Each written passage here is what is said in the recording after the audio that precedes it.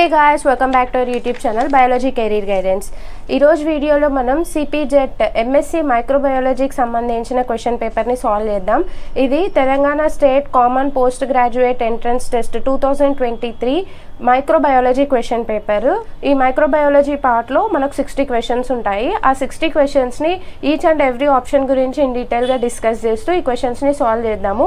And extra ఇన్ఫర్మేషన్ని కూడా నేను మీకు ఇక్కడ ప్రొవైడ్ చేస్తాను. క్వశ్చన్ పేపర్ అయితే ఈజీగా ఉంది. మీరు కూడా నాతో పాటు ఆన్సర్ చేయడానికి ట్రై చేయండి. ఇక్కడ ఇచ్చిన ఆన్సర్స్ కొన్ని తప్పు ఉన్నాయి కాబట్టి అది చూసి అదే కరెక్ట్ అనుకోకండి. మీరు క్వశ్చన్ చదివి ఏదైతే మీకు కరెక్ట్ అనిపిస్తుందో ఆ ఆప్షన్ మీరు రాసి పెట్టుకోండి. మీకు టోటల్గా ఎన్ని మార్క్స్ వస్తాయో కామెంట్ సెక్షన్లో నాకు కామెంట్ చేయండి. Okay, let's get started with the video. First question, characteristic feature of a fermented food is. Fermented ఫుడ్లో ఉన్న క్యారెక్టరిస్టిక్స్ ఏంటి అని అడుగుతున్నారు. Results from microbial action, conversion of one form of component to another, have probiotic effect, all of the options. So ఇక్కడ మనం fermented food చూసామనుకోండి. Fermented ఫుడ్ని ఎవరు produce చేస్తారు? మైక్రో ఆర్గానిజమ్సే కదా ప్రొడ్యూస్ చేస్తాయి. So fermented foods are produced by microorganisms. So కాబట్టి first option correct, results from the microbial action.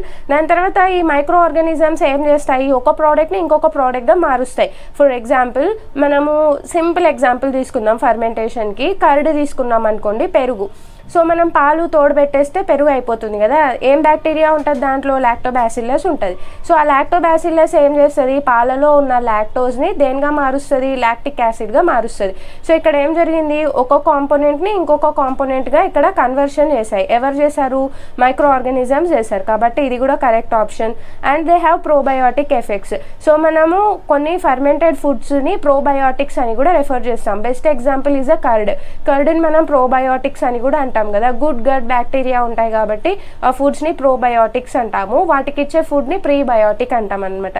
So probiotic effects అంటే అర్థం ఏమి అంటే ఈ బ్యాక్టీరియా మన గట్లో ప్రెజెంట్ అయి ఉంటాయి. మనం డైజెస్ట్ చేసుకోలేని ఫుడ్స్ని ఇవి డైజెస్ట్ చేసి కాంప్లెక్స్ మెటీరియల్ని సింపుల్గా మార్చేసి ఇవి మనకు కావాల్సిన షార్ట్ చైన్ ఫ్యాటీ యాసిడ్స్ అలాంటివి అందిస్తూ ఉంటాయి. దానికి బదులు ఇవి న్యూట్రియంట్స్ని తీసుకుంటూ ఉంటాయి. ఇది ఫ్రెండ్లీ రిలేషన్షిప్ అనమాట. ఈ గుడ్ గట్ బ్యాక్టీరియా వల్ల మ్యాక్సిమం టైమ్స్ మనకి ఎటువంటి హార్మ్ జరగదు, బెనిఫిటే అవుతుంది.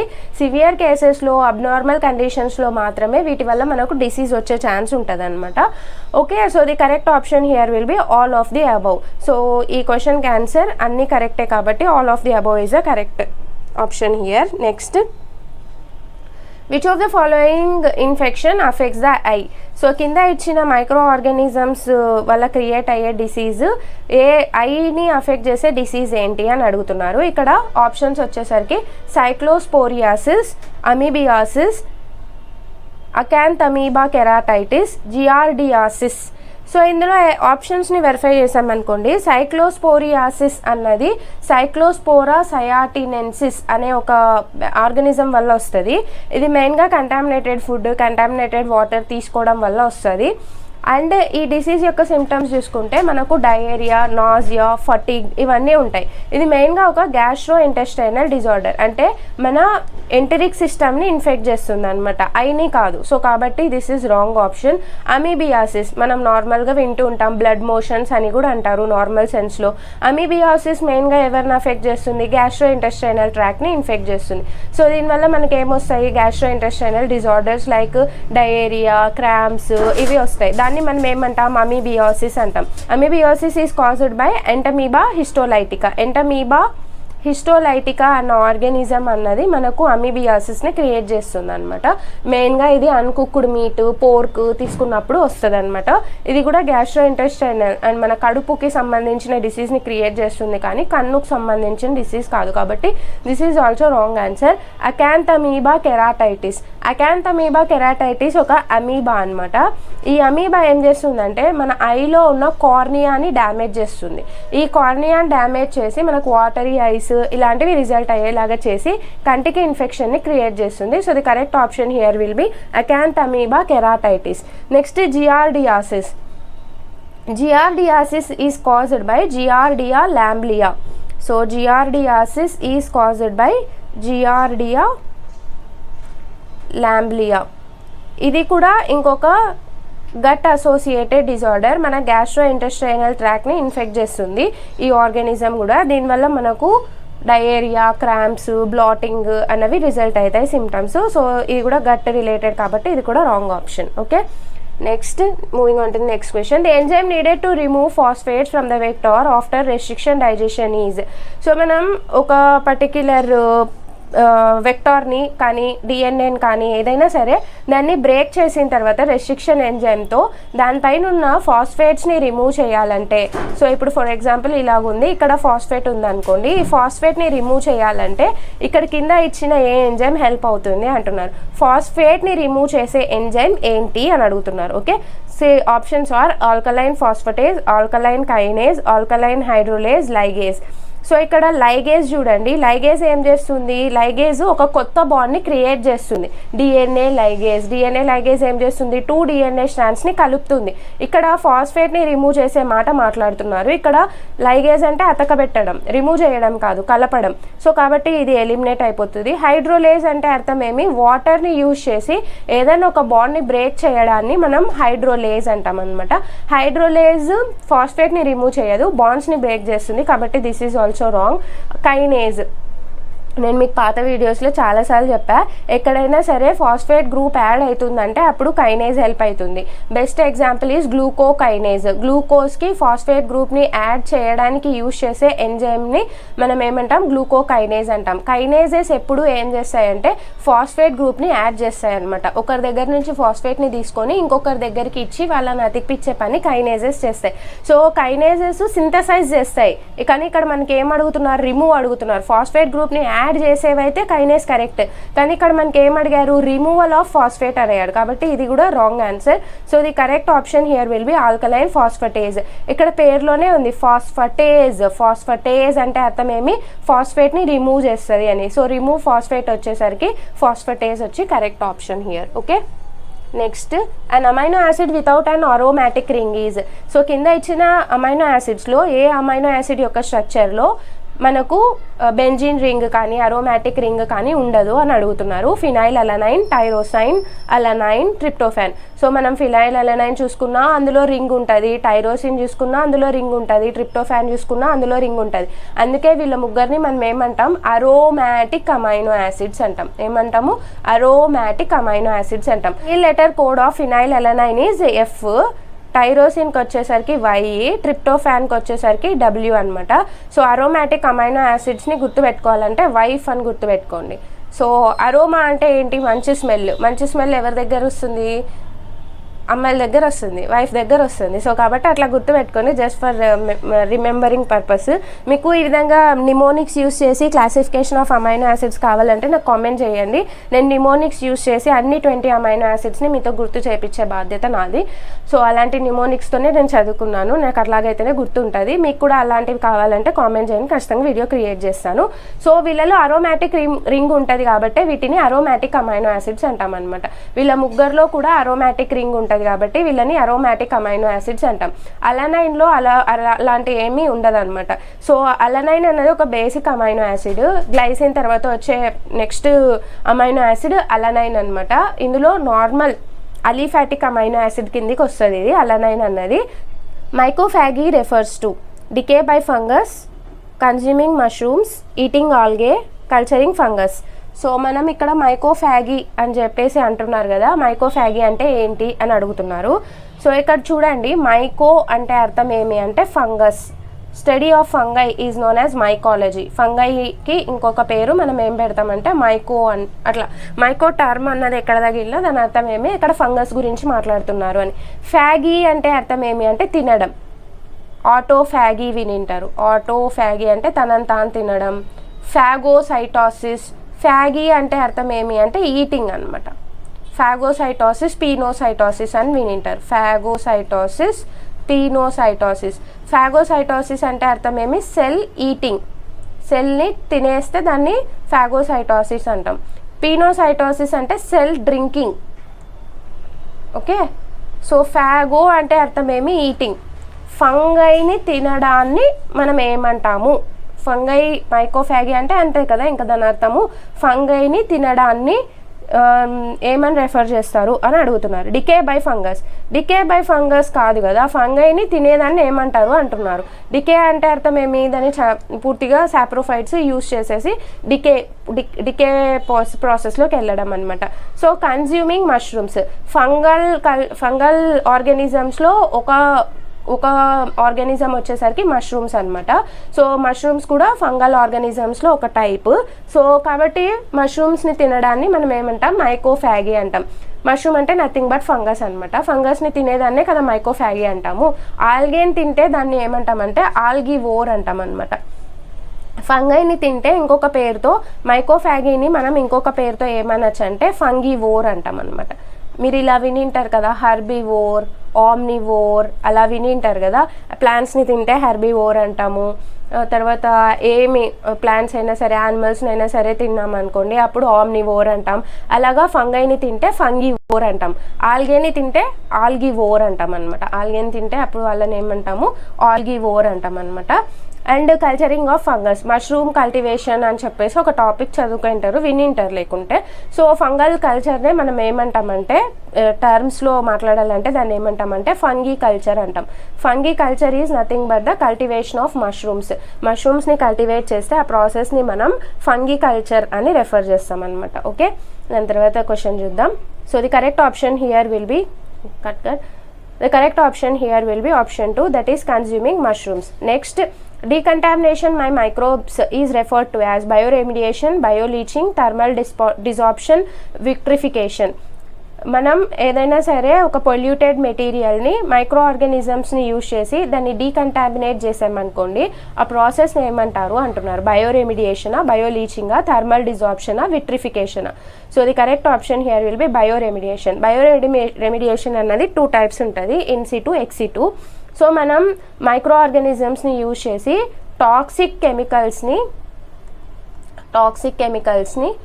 టాక్సిక్ పెస్టిసైడ్స్ ఏదైనా అవ్వనివ్వండి, టాక్సిక్గా ఉన్నదాన్ని లెస్ టాక్సిక్గా చేయడం కానీ, లేదంటే దాని నుంచి టాక్సిక్ మెటీరియల్ని రిమూవ్ చేసి దాన్ని డీగ్రేడ్ చేయడాన్ని కానీ మనం ఏమంటామంటే బయోరెమిడియేషన్ అని రెఫర్ చేస్తాం. మెయిన్గా దీంట్లో మనం మైక్రో ఆర్గానిజమ్స్ని యూజ్ చేస్తాం. సో మైక్రో ఆర్గానిజమ్స్ని యూజ్ చేసి టాక్సిక్గా అంటే మనకు హాని కలిగించే వాటిని, దాంట్లో నుంచి టాక్సిసిటీని రిమూవ్ చేయడం కానీ, లేదంటే వాటిని పూర్తిగా డిగ్రేడ్ చేయడాన్ని మనం బయోరెమిడియేషన్ అని చెప్పేసి అంటాం అనమాట. నెక్స్ట్ వచ్చి బయోలీచింగ్.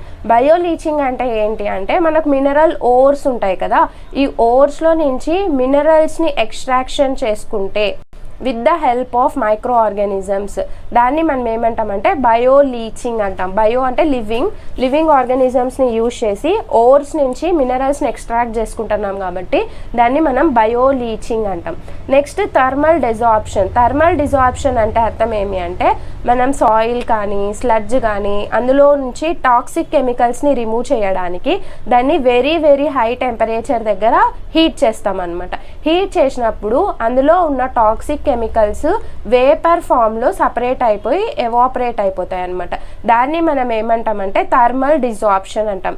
థర్మల్ డిజార్ప్షన్ అన్న ప్రాసెస్ని ఒక థర్మల్ డిజార్ప్టర్లో చేస్తారనమాట. థర్మల్ డిజార్ప్షన్లో ఏం చేస్తారు, ఏదైనా సరే సాయిల్ కానీ అలాంటి ఆర్గానిక్ కంటామినెంట్స్తో ఉన్న సాయిల్ కానీ స్లడ్జ్ కానీ తీసుకొని ఒక థర్మల్ డిజార్ప్టర్లోకి వేసి హై టెంపరేచర్ దగ్గర దాన్ని హీట్ చేస్తారనమాట. సో ఇది ఎప్పుడైతే హీట్ అవుతుందో అందులో ఉన్న టాక్సిక్ కెమికల్స్ అన్నీ వేపర్ ఫామ్లో బయటకి ఎస్కేప్ అయిపోతాయి అనమాట. దాన్ని మనం థర్మల్ డిజార్ప్షన్ అంటాం.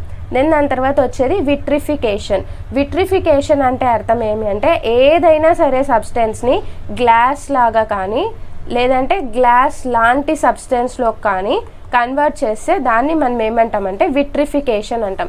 ఏదైనా సబ్స్టెన్స్ని గ్లాస్ లాగా కానీ లేదంటే గ్లాస్ లాగా కనిపించే దాని మాదిరి కానీ చేస్తే దాన్ని మనం విట్రిఫికేషన్ అంటాం. ఓకే, దాని తర్వాత next question, typical feature of a bacteria. So బ్యాక్టీరియాలో ఉండే టిపికల్ ఫీచర్ ఏంటి అని అడుగుతున్నారు. Nucleus, circular DNA, membrane bound organelles, meiosis. So ఇక్కడ మనం బ్యాక్టీరియా యొక్క టిపికల్ ఫీచర్ ఏంటి అంటే న్యూక్లియసా. సో బ్యాక్టీరియాలో అసలు న్యూక్లియస్ అన్నది ఉంటుందా? బ్యాక్టీరియాలో న్యూక్లియస్ అన్నది యాబ్సెంట్, బికాస్ బ్యాక్టీరియా అన్నది ఏంటి, ఒక ప్రొకారియోట్.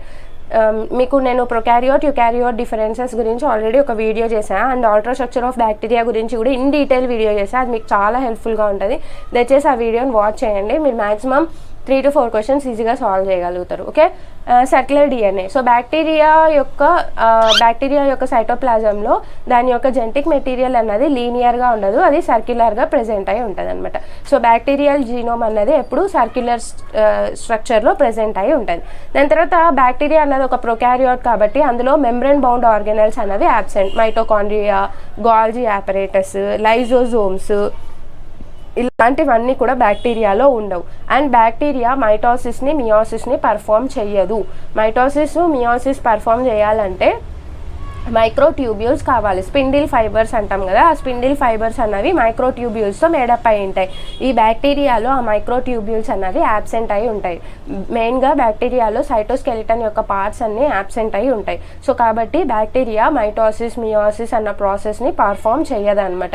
అది డివైడ్ అవ్వాలంటే వేరే మీన్స్ ద్వారా డివైడ్ అవుతుంది, కానీ మైటోసిస్ మియోసిస్ ప్రాసెస్ ద్వారా ఇది డివైడ్ అవ్వదన్నమాట. సో కాబట్టి ఆ ఆప్షన్ కూడా wrong. So the correct option here will be option 2, that is circular DNA. Okay, next question. Which of the following is used for the production of single cell protein?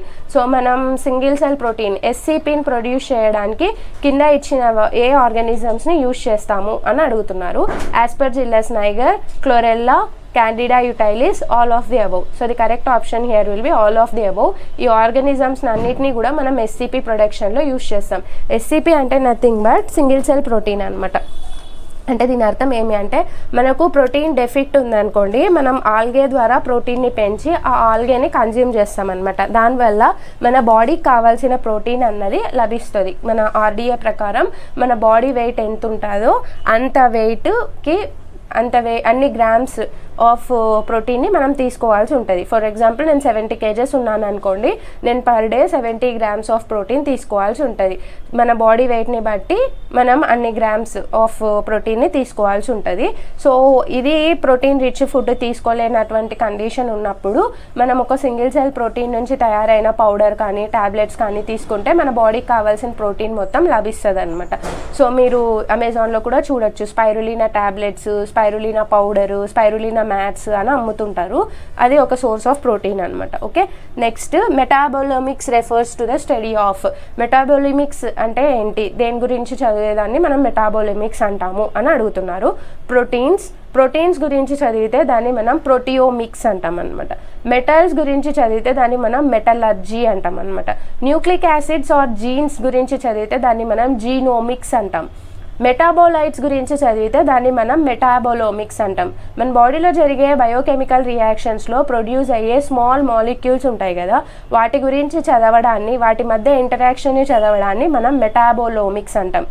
వాటిని metabolites అంటారు. ఆ స్టడీని మెటాబోలోమిక్స్ అంటాము. ఆ inter ప్రాసెస్ని metabolism అని అంటాం. Metabolism అన్నది మళ్ళీ 2 రకాలు ఉంటుంది, క్యాటబాలిజం, యానబాలిజం. సో ఆ స్టడీని మనం ఏమంటాం, మెటాబోలోమిక్స్ అంటాం అనమాట. Okay, next question. The enzyme beta galactosidase is associated with.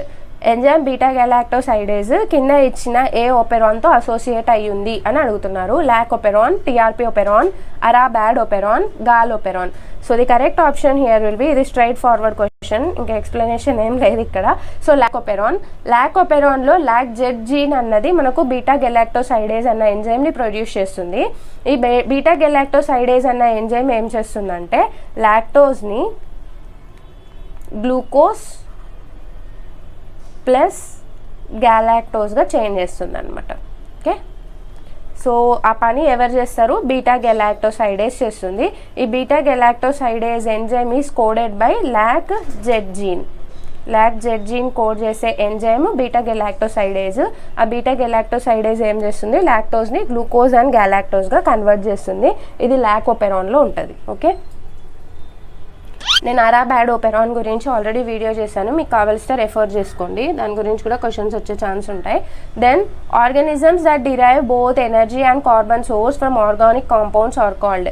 So కింద ఇచ్చిన వాటిలో ఎనర్జీని తర్వాత కార్బన్ని ఆర్గానిక్ కాంపౌండ్స్ నుంచి డిరైవ్ చేసుకునేటువంటి ఆర్గానిజమ్స్ని ఏమంటారు అని అడుగుతున్నారు.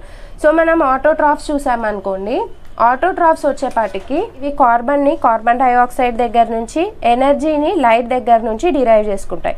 ఆటోట్రాఫ్స్ అంటే nothing but those organisms that can prepare their own food అనమాట. సో ఇవి కార్బన్ డైఆక్సైడ్ నుంచి తెచ్చుకుంటాయి, ఎనర్జీని లైట్ దగ్గర నుంచి తెచ్చుకుంటాయి.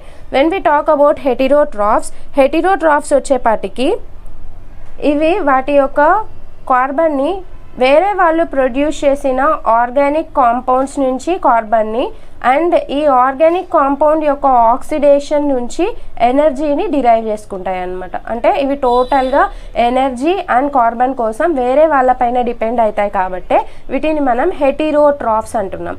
దెన్ దాని తర్వాత ఫోటోహెటిరోట్రాఫ్స్. ఫోటో అంటే అర్థం ఏమి? లైట్. సో ఇక్కడ ఈ ఫోటోహెటిరోట్రాఫ్స్ ఏం చేస్తాయంటే కార్బన్ కోసం వేరే వాళ్ళు ప్రొడ్యూస్ చేసిన ఆర్గానిక్ కాంపౌండ్స్ పైన డిపెండ్ అవుతాయి అండ్ ఎనర్జీ కోసం లైట్ పైన డిపెండ్ అవుతాయి. ఫోటో అంటే లైట్ కదా, సో లైట్ పైన డిపెండ్ అవుతాయి కాబట్టి వీటిని ఫోటోహెటిరోట్రాఫ్స్ అంటున్నాం అనమాట. ఓకే, దాని తర్వాత కీమోహెటిరోట్రాఫ్స్ ఎనర్జీని అండ్ కార్బన్ని ఆర్గానిక్ కాంపౌండ్స్ నుంచి డిరైవ్ చేసుకుంటాయి, అందుకే వాటిని మనం కీమోహెటిరోట్రాఫ్స్ అని రెఫర్ చేస్తాం అనమాట. ఇవి డిఫరెంట్ క్లాసెస్ ఆఫ్ మైక్రోబియల్ న్యూట్రిషన్లో వస్తాయి అనమాట. ఇక్కడ ఇవి గుర్తుపెట్టుకున్నా మీరు ఈజీగా ఇంకొక క్వశ్చన్ వస్తే అటెంప్ట్ చేయగలరు. Then the cells that produce antibodies so antibodies produce చేసే సెల్స్ని ఏమంటారు? టీ సెల్స్ అయితే కాదు. టీ సెల్స్ ఏం చేస్తాయి? ఇంటర్లీకిన్స్ని ప్రొడ్యూస్ చేస్తాయి. బి సెల్స్ ఏం చేస్తాయి? యాంటీబాడీస్ని ప్రొడ్యూస్ చేస్తాయి. బి సెల్స్ నుంచి ఎవరు వస్తారు? ప్లాస్మా సెల్స్ వస్తాయి. ప్లాస్మా సెల్స్ ఏం చేస్తాయి? యాంటీబాడీస్ని సెక్రీట్ చేస్తాయి. Plasma cells secrete antibodies. B cells are responsible for producing antibodies. Antibodies ఎన్ని క్లాసెస్ ఉన్నాయో కామెంట్ చేసేయండి ఫాస్ట్గా. దెన్ ఎన్కే సెల్స్ అనేవి మెయిన్గా మనకు వైరస్ ఇన్ఫెక్టెడ్ సెల్స్, తర్వాత క్యాన్సర్ ఇన్ఫెక్టెడ్ సెల్స్ని చంపడానికి యూజ్ అవుతాయి. ఇవి మెయిన్గా మనకు ఇన్నెట్ ఇమ్యూన్ సిస్టంలో ఇన్వాల్వ్ అవుతాయి. మ్యాక్రోఫేజెస్ బయట నుంచి ఏ ఆర్గానిజం వచ్చినా వాటిని ఫాగోసైటోసిస్ ప్రాసెస్ ద్వారా ఫాగోసైటైజ్ చేస్తాయి. ఇవి కూడా ఇన్నెట్ ఇమ్యూన్ సిస్టమ్ యొక్క పార్ట్ అనమాట. ఓకే, దాని తర్వాత azospirillum is associated with carbon fixation, nitrogen fixation, oxygen fixation, fluorine fixation. So azospirillum అన్నది ఒక free living nitrogen fixing bacteria అనమాట. ఇవి మెయిన్గా మనం రైస్ ప్లాంట్స్లో ఎరువుగా వాడతారు. అజోస్పైరిల్లం బ్యాక్టీరియాని బయోఫర్టిలైజర్గా వాడతారు. సో ఇది మెయిన్గా మనకు నైట్రోజన్ ఫిక్సేషన్ని చేస్తుంది, అందుకే దాన్ని free living nitrogen fixing bacteria అని కూడా రెఫర్ చేస్తారనమాట. Okay, Aspergillus spores are used in the following: Bosch process, Haber process, Koji process, Bosch process and Haber process. Bosch process అన్న Haber process అన్న రెండు ఒకటే. బాష్ ప్రాసెస్ కానీ Haber process కానీ మనకు అమోనియా ప్రొడక్షన్లో హెల్ప్ అవుతుంది. ఓకే, సో మనకు ఇది ఒక కెమికల్ సింథసిస్ మెథడ్ అనమాట, నాట్ ఏ బయోలాజికల్ మెథడ్. ఇక్కడ ఆస్పర్జిల్లస్ అన్నది ఒక micro organism. Aspergillus micro organism యొక్క స్పోర్స్ని ఏం చేస్తారంటే కుక్ చేసిన ఫుడ్ పైన కానీ, సోయా బీన్స్ పైన కానీ, వీట్ పైన కానీ వేసేస్తారనమాట. ఈ ఆస్పర్జిల్లస్ అన్నది ఒక ఫంగస్ కదా, సో ఈ ఫంగస్ని ఈ రైస్తో మిక్స్ చేసేసి లేదా వీట్ కానీ సోయాబీన్ కానీ ఇలాంటి దాంతో మిక్స్ చేసి కొన్ని 50 hours వరకు ఫర్మెంటేషన్కి వదిలేస్తారనమాట. సో ఈ ఫంగస్ ఏం చేస్తుందంటే ఫర్మెంటేషన్ ప్రాసెస్ చేసి అందులో ఉన్న కాంప్లెక్స్ కార్బోహైడ్రేట్స్, ప్రోటీన్స్, లిపిడ్స్ వీటన్నిటిని సింప్లర్ మాలిక్యూల్స్గా మార్చేస్తుంది అనమాట. ఇది ఒక ఫర్మెంటేషన్ ప్రాసెస్, మెయిన్గా జపాన్లో ఎంప్లాయ్ చేస్తారు ఇది. సో దాన్ని కోజీ ప్రాసెస్ అంటాం. అంటే నథింగ్ బట్ రైస్ని, వీట్ని, బార్లీని, సోయాబీన్ని ఫంగస్ యూజ్ చేసి ఫర్మెంటేషన్ని క్యారీ అవుట్ చేస్తే దాన్ని మనం కోజీ ప్రాసెస్ అంటాం అనమాట. సో అందులో ఆస్పర్జిల్లస్ స్పోర్స్ని యూజ్ చేస్తారు. Okay, the correct option here will be option 3, that is Koji process. The lysis of bacteria during phase replication was done by the enzyme. Viruses that infect bacteria are called phases అన్నమాట. బ్యాక్టీరియాని కూడా viruses infect చేస్తాయి. అట్లాంటి వైరసెస్ని మనం bacterio phases అంటాం అనమాట. ఇలాంటి phase ఏదైనా virus బ్యాక్టీరియాని infect చేసింది అనుకోండి, ఆ లైటిక్ సైకిల్ ఫాలో అయ్యింది అనుకోండి. 2 cycles ఉంటాయి కదా, లైటిక్ సైకిల్, లైసోజెనిక్ సైకిల్ అని చెప్పి. వైరస్ దాని యొక్క నంబర్ని ఇంక్రీజ్ చేసేసుకొని దాని యొక్క కౌంట్ని పెంచుకొని ఏం చేస్తుందంటే లైటిక్ సైకిల్లో దీన్ని బర్స్ట్ ఓపెన్ చేసుకొని బయటకు వచ్చేస్తుంది అనమాట. అంటే ఈ సెల్ని మొత్తం తునాతునకలు చేసేసి దాన్ని మొత్తం లైజ్ చేసేసి పగలు కొట్టేసి బయటకు వస్తుంది. ఈ పగలు కొట్టడానికి యూజ్ అయ్యే ఎంజైమ్ ఏంటి అని అడుగుతున్నారు. Trypsin, lipase, pepsin, lysozyme. So ఇక్కడ యూజ్ అయ్యే ఎంజైమ్స్ని మనం ఏమంటామంటే లైటిక్ ఎంజైమ్స్ అంటాం. ఈ లైటిక్ ఎంజైమ్స్లో చాలా నెంబర్ ఆఫ్ ఎంజైమ్స్ ఉంటాయన్నమాట. అందులో ఒక ఎంజైమ్ ఏంటి అంటే లైజోజైమ్. లైజోజైమ్కి ఈ బ్యాక్టీరియల్ సెల్ వాల్ని బ్రేక్ చేసే కేపబిలిటీ ఉంటుంది, పెప్టిడోగ్లైకాన్ని కరిగించే కేపబిలిటీ ఉంటుంది అనమాట. సో అది ఆ పెప్టిడోగ్లైకాన్ని బ్రేక్ చేసి వైరస్ పార్టికల్స్ విరియన్స్ అన్నిటిని రిలీజ్ చేస్తుంది అనమాట. సో ఈ దీంట్లో ఇన్వాల్వ్ అయ్యే ఎంజైమ్ వచ్చేసరికి లైజోజైమ్. ట్రిప్సిన్ అన్నది మనకు ప్రోటీన్స్ డైజెషన్లో హెల్ప్ అవుతుంది. లైపేజ్ అన్నది లిపిడ్స్ డైజెషన్లో హెల్ప్ అవుతుంది. పెప్సిన్ అన్నది కూడా ప్రోటీన్స్ డైజెషన్లో హెల్ప్ అవుతుంది. Okay, the genomic regions that cause the lambda phase DNA to circularize are telomeres, cos sites, centromeres, promoter sites. So మనకు లాంబ్డా ఫేజ్ డిఎన్ఏ చూసామనుకోండి, దాని ఎడ్జెస్లో for example ఇది lambda phase DNA అనుకోండి, దాని ఎడ్జెస్లో కొన్ని sites ఉంటాయి, వాటిని మనం ఏమంటామంటే కాస్ సైట్స్ అంటాం అనమాట. ఓకే, కాస్ సైట్స్ అంటాము. ఒక పర్టికులర్ డిఎన్ఏ మాలిక్యూల్కి బోత్ సైడ్స్లో మనకు కొహెసివ్ ఎండ్స్ ఉన్నాయనుకోండి, కోహెసివ్ ఎండ్స్ ఉన్నాయనుకోండి, వాటిని కలిపే పని మనకు కాస్ సైడ్స్ చేస్తాయి. ఈ కోహెసివ్ ఎండ్ని కలిపేసి కాస్ సైడ్స్ దాన్ని సర్క్యులరైజ్ చేయడానికి హెల్ప్ అవుతాయి అనమాట. వాటిని మనం ఏమని రెఫర్ చేస్తామంటే కాస్ సైడ్స్ అంటాం. ఈ కాస్ సైడ్స్ మెయిన్గా లాంబ్డా ఫేజ్ డిఎన్ఏలో ప్రెజెంట్ అయ్యి ఉంటాయి అనమాట. సో మనం లాంబ్డా ఫేజ్ డిఎన్ఏ చూసుకున్నాం అనుకోండి, దాంట్లో కాస్ సైడ్స్ అనేవి ప్రెజెంట్ అయి ఉంటాయి. టీలోమియర్స్ అంటే ఏంటి, మన యుకారియాటిక్ క్రోమోజోమ్ చూసుకున్నాం అనుకోండి, ఇలాగా దీని ఎండ్స్ని మనం ఏమంటాము టీలోమియర్స్ అంటాం. సెంట్రోమియర్ అంటే ఏంటి, మిడిల్ పోర్షన్ని మనం ఏమంటాం సెంట్రోమియర్ అంటాం. ప్రొమోటర్ అంటే ఏంటి, మన ఆర్ఎన్ఏ పైన ఉన్న స్టార్టింగ్ సైట్లో ఉన్న ఇనిషియేషన్ దగ్గర ఉన్న సైట్ని మనం ఏమంటాం ప్రమోటర్ అంటాం. ప్రమోటర్ దగ్గర వచ్చి ఎవరు బైండ్ అవుతారు, ఆర్ఎన్ఏ పాలిమరేజ్ వచ్చి బైండ్ అవుతుంది అనమాట. ఇది ఆర్ఎన్ఏ పైన ప్రెజెంట్ అయి ఉంటుంది. ఓకే, సో కాస్ సైట్స్ అన్నవి మాత్రమే లాంబ్డా ఫేజ్ డిఎన్ఏలో ఉంటాయి. ఇవి రెండు ఎండ్స్ని అతికిపిచ్చి ఒక సర్క్యులర్ డిఎన్ఏ ఫామ్ కావడంలో హెల్ప్ చేస్తాయి. So the genomic regions that cause the circularization are known as cos sites and they are present in lambda phase DNA.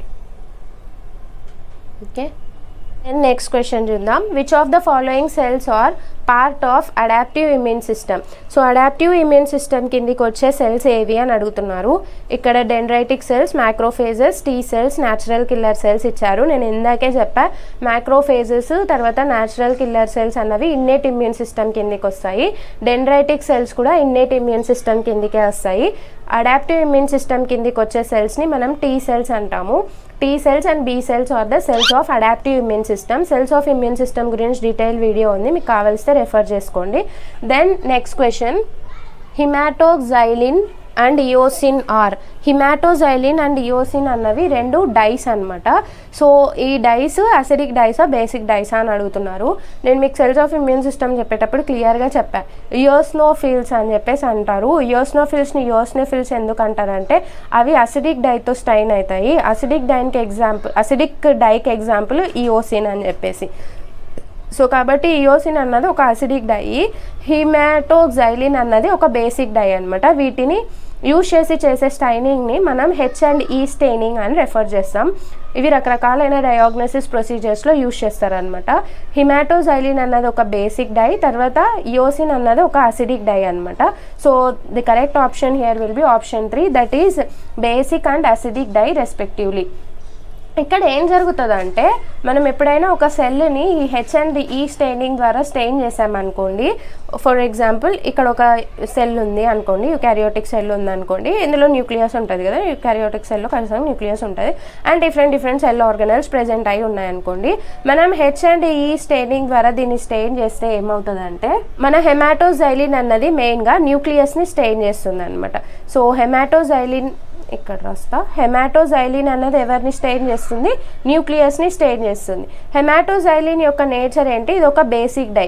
ఎందుకు అది న్యూక్లియస్ని die చేస్తుంది అని అంటే, ఎందుకు అది న్యూక్లియస్తో బైండ్ అవుతుంది అంటే, హెమాటోజైలిన్ అన్నది బేసిక్ ఇన్ నేచర్ కదా. న్యూక్లియస్ లోపల ఏముంటాయి, న్యూక్లిక్ యాసిడ్స్ ఉంటాయి. సో బేసెస్ ఎవరితో రియాక్ట్ అవుతాయి, యాసిడ్స్తో రియాక్ట్ అవుతాయి కదా. సో కాబట్టి హిమాటోజైలిన్ అన్నది ఒక బేసిక్ డై. ఇది ఎవరితో ఇంటరాక్ట్ అవుతుంది, అసిడిక్ మెటీరియల్తో ఇంటరాక్ట్ అవుతుంది. సో స్టెయిన్ చేసి న్యూక్లియస్ని ఏ కలర్లోకి చూపిస్తాయంటే పర్పుల్ బ్లూ కలర్లో కనిపించేలాగా చేస్తాయి అన్నమాట. సో ఇక్కడ మనం హెమాటోజైలిన్తో ఒక సెల్ని స్టెయిన్ చేసినప్పుడు హెమాటోజైలిన్ మెయిన్గా న్యూక్లియస్ని స్టెయిన్ చేస్తుంది. న్యూక్లియస్లో కూడా అది న్యూక్లియస్ని ఏ కలర్లో స్టెయిన్ చేస్తుంది, పర్పుల్ బ్లూ కలర్లో స్టెయిన్ చేస్తుంది. దెన్ ఇయోసిన్ గురించి మాట్లాడితే ఇయోసిన్ మెయిన్గా సైటోప్లాజంని లేదంటే ఎక్స్ట్రా సెల్యులార్ మ్యాట్రిక్స్ని స్టెయిన్ చేస్తుంది అనమాట. ఇయోసిన్ అన్నది ఏంటి, ఇయోసిన్ అన్నది ఒక యాసిడిక్ డై. ఇది ఏం చేస్తుందంటే బేసిక్గా ఉన్న కాంపోనెంట్స్ అన్నిటిని స్టెయిన్ చేస్తుంది. ఇది ఏం కలర్ని ఇస్తుంది అంటే పింక్ కలర్ని ఇస్తుంది అనమాట. ఓకే, హిమాటోజైలిన్ వచ్చి పర్పుల్ కలర్ని ఇస్తుంది, ఇయోసిన్ వచ్చి పింక్ కలర్ని ఇస్తుంది. మనం ఈ సెల్ని స్టెయిన్ చేసినప్పుడు మనకు పింక్ వైలెట్ కలర్స్ కనిపిస్తూ ఉంటాయి అనమాట. దాని అర్థం ఏమి, పింక్ కలర్ అంటే అక్కడ ఇయోసిన్ బైండ్ అయిందని, వైలెట్ కలర్ అంటే అక్కడ పర్పుల్ ఆర్ వైలెట్ కలర్ అంటే అక్కడ హిమాటోజైలిన్ బైండ్ అయిందని అర్థం అనమాట. సో వైలెట్ కలర్లో కనిపిస్తే అది న్యూక్లియస్ అని అర్థం, పింక్ కలర్లో కనిపిస్తే అవి ఎక్స్ట్రా సెల్యులార్ మ్యాట్రిక్స్ లేదా సైటోప్లాజంలో ఉన్న డిఫరెంట్ సెల్ ఆర్గనల్స్ అని అర్థం. Okay, next question. A 6 carbon intermediate of Krebs cycle is. So మన క్రెబ్స్ సైకిల్ అన్నా సిట్రిక్ యాసిడ్ సైకిల్ అన్నా ఒకటే అని నేను లాస్ట్ వీడియోలో చెప్పాను మీకు ఏపీపీజీ సెట్ క్వశ్చన్ సాల్వ్ చేసేటప్పుడు.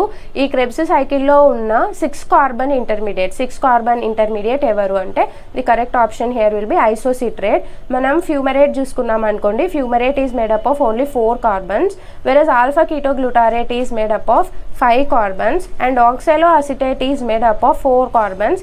ఈ ఆక్సాలో అసిటేట్ ఎప్పుడైతే అసిటైల్ కోఏతో కంబైన్ అవుతుందో అప్పుడు అది సైట్రేట్ని ప్రొడ్యూస్ చేస్తుంది కదా. సో సైట్రేట్ని ప్రొడ్యూస్ చేసే ఆ సైట్రేట్ ఏదైతే వస్తుందో ఆ సైట్రేట్ వచ్చేసరికి 6 కార్బన్స్ మరి. సో ఇలాగా మనకు క్రెబ్స్ సైకిల్లో డిఫరెంట్ ఇంటర్మీడియట్స్ ఫామ్ అవుతాయి. ఆ డిఫరెంట్ ఇంటర్మీడియట్స్ యొక్క కార్బన్ నంబర్ కూడా అడుగుతున్నారు చూడండి. కాబట్టి మీరు ఇన్ డీటెయిల్గా కొంచెం డెప్త్లో చదవాల్సి ఉంటుంది. Okay, then the electrons from FADH2 enters the oxidative phosphorylation pathway. So మనం ఎలక్ట్రాన్ ట్రాన్స్పోర్ట్ చైన్ చూసుకున్నాం అనుకోండి, ఎలక్ట్రాన్ ట్రాన్స్పోర్ట్ చైన్లో మనకు డిఫరెంట్ కాంప్లెక్సెస్ ఉంటాయి. ఈ విధంగా దానిని మనం ఏమంటాం, complex 1, complex 2, complex 3, complex 4, complex 5 అంటాం కదా. మనం కాంప్లెక్స్ 1 ఏమంటామంటే NADH యూబిక్వినోన్ ఆక్సిడోరిడక్టేజ్ అంటాం.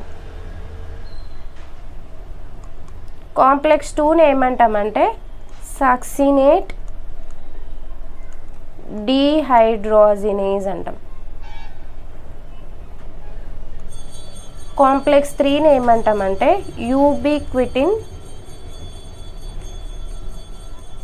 సైటోక్రోమ్ సి ఆక్సిడోరిడక్టేజ్ అంటాం. వేరస్ కాంప్లెక్స్ 4ని ఏమంటామంటే సైటోక్రోమ్ సి ఆక్సిడేజ్ అంటాం. అండ్ కాంప్లెక్స్ 5ని ఏమంటాం ఇంకా ATP సింథేజ్ అంటాం.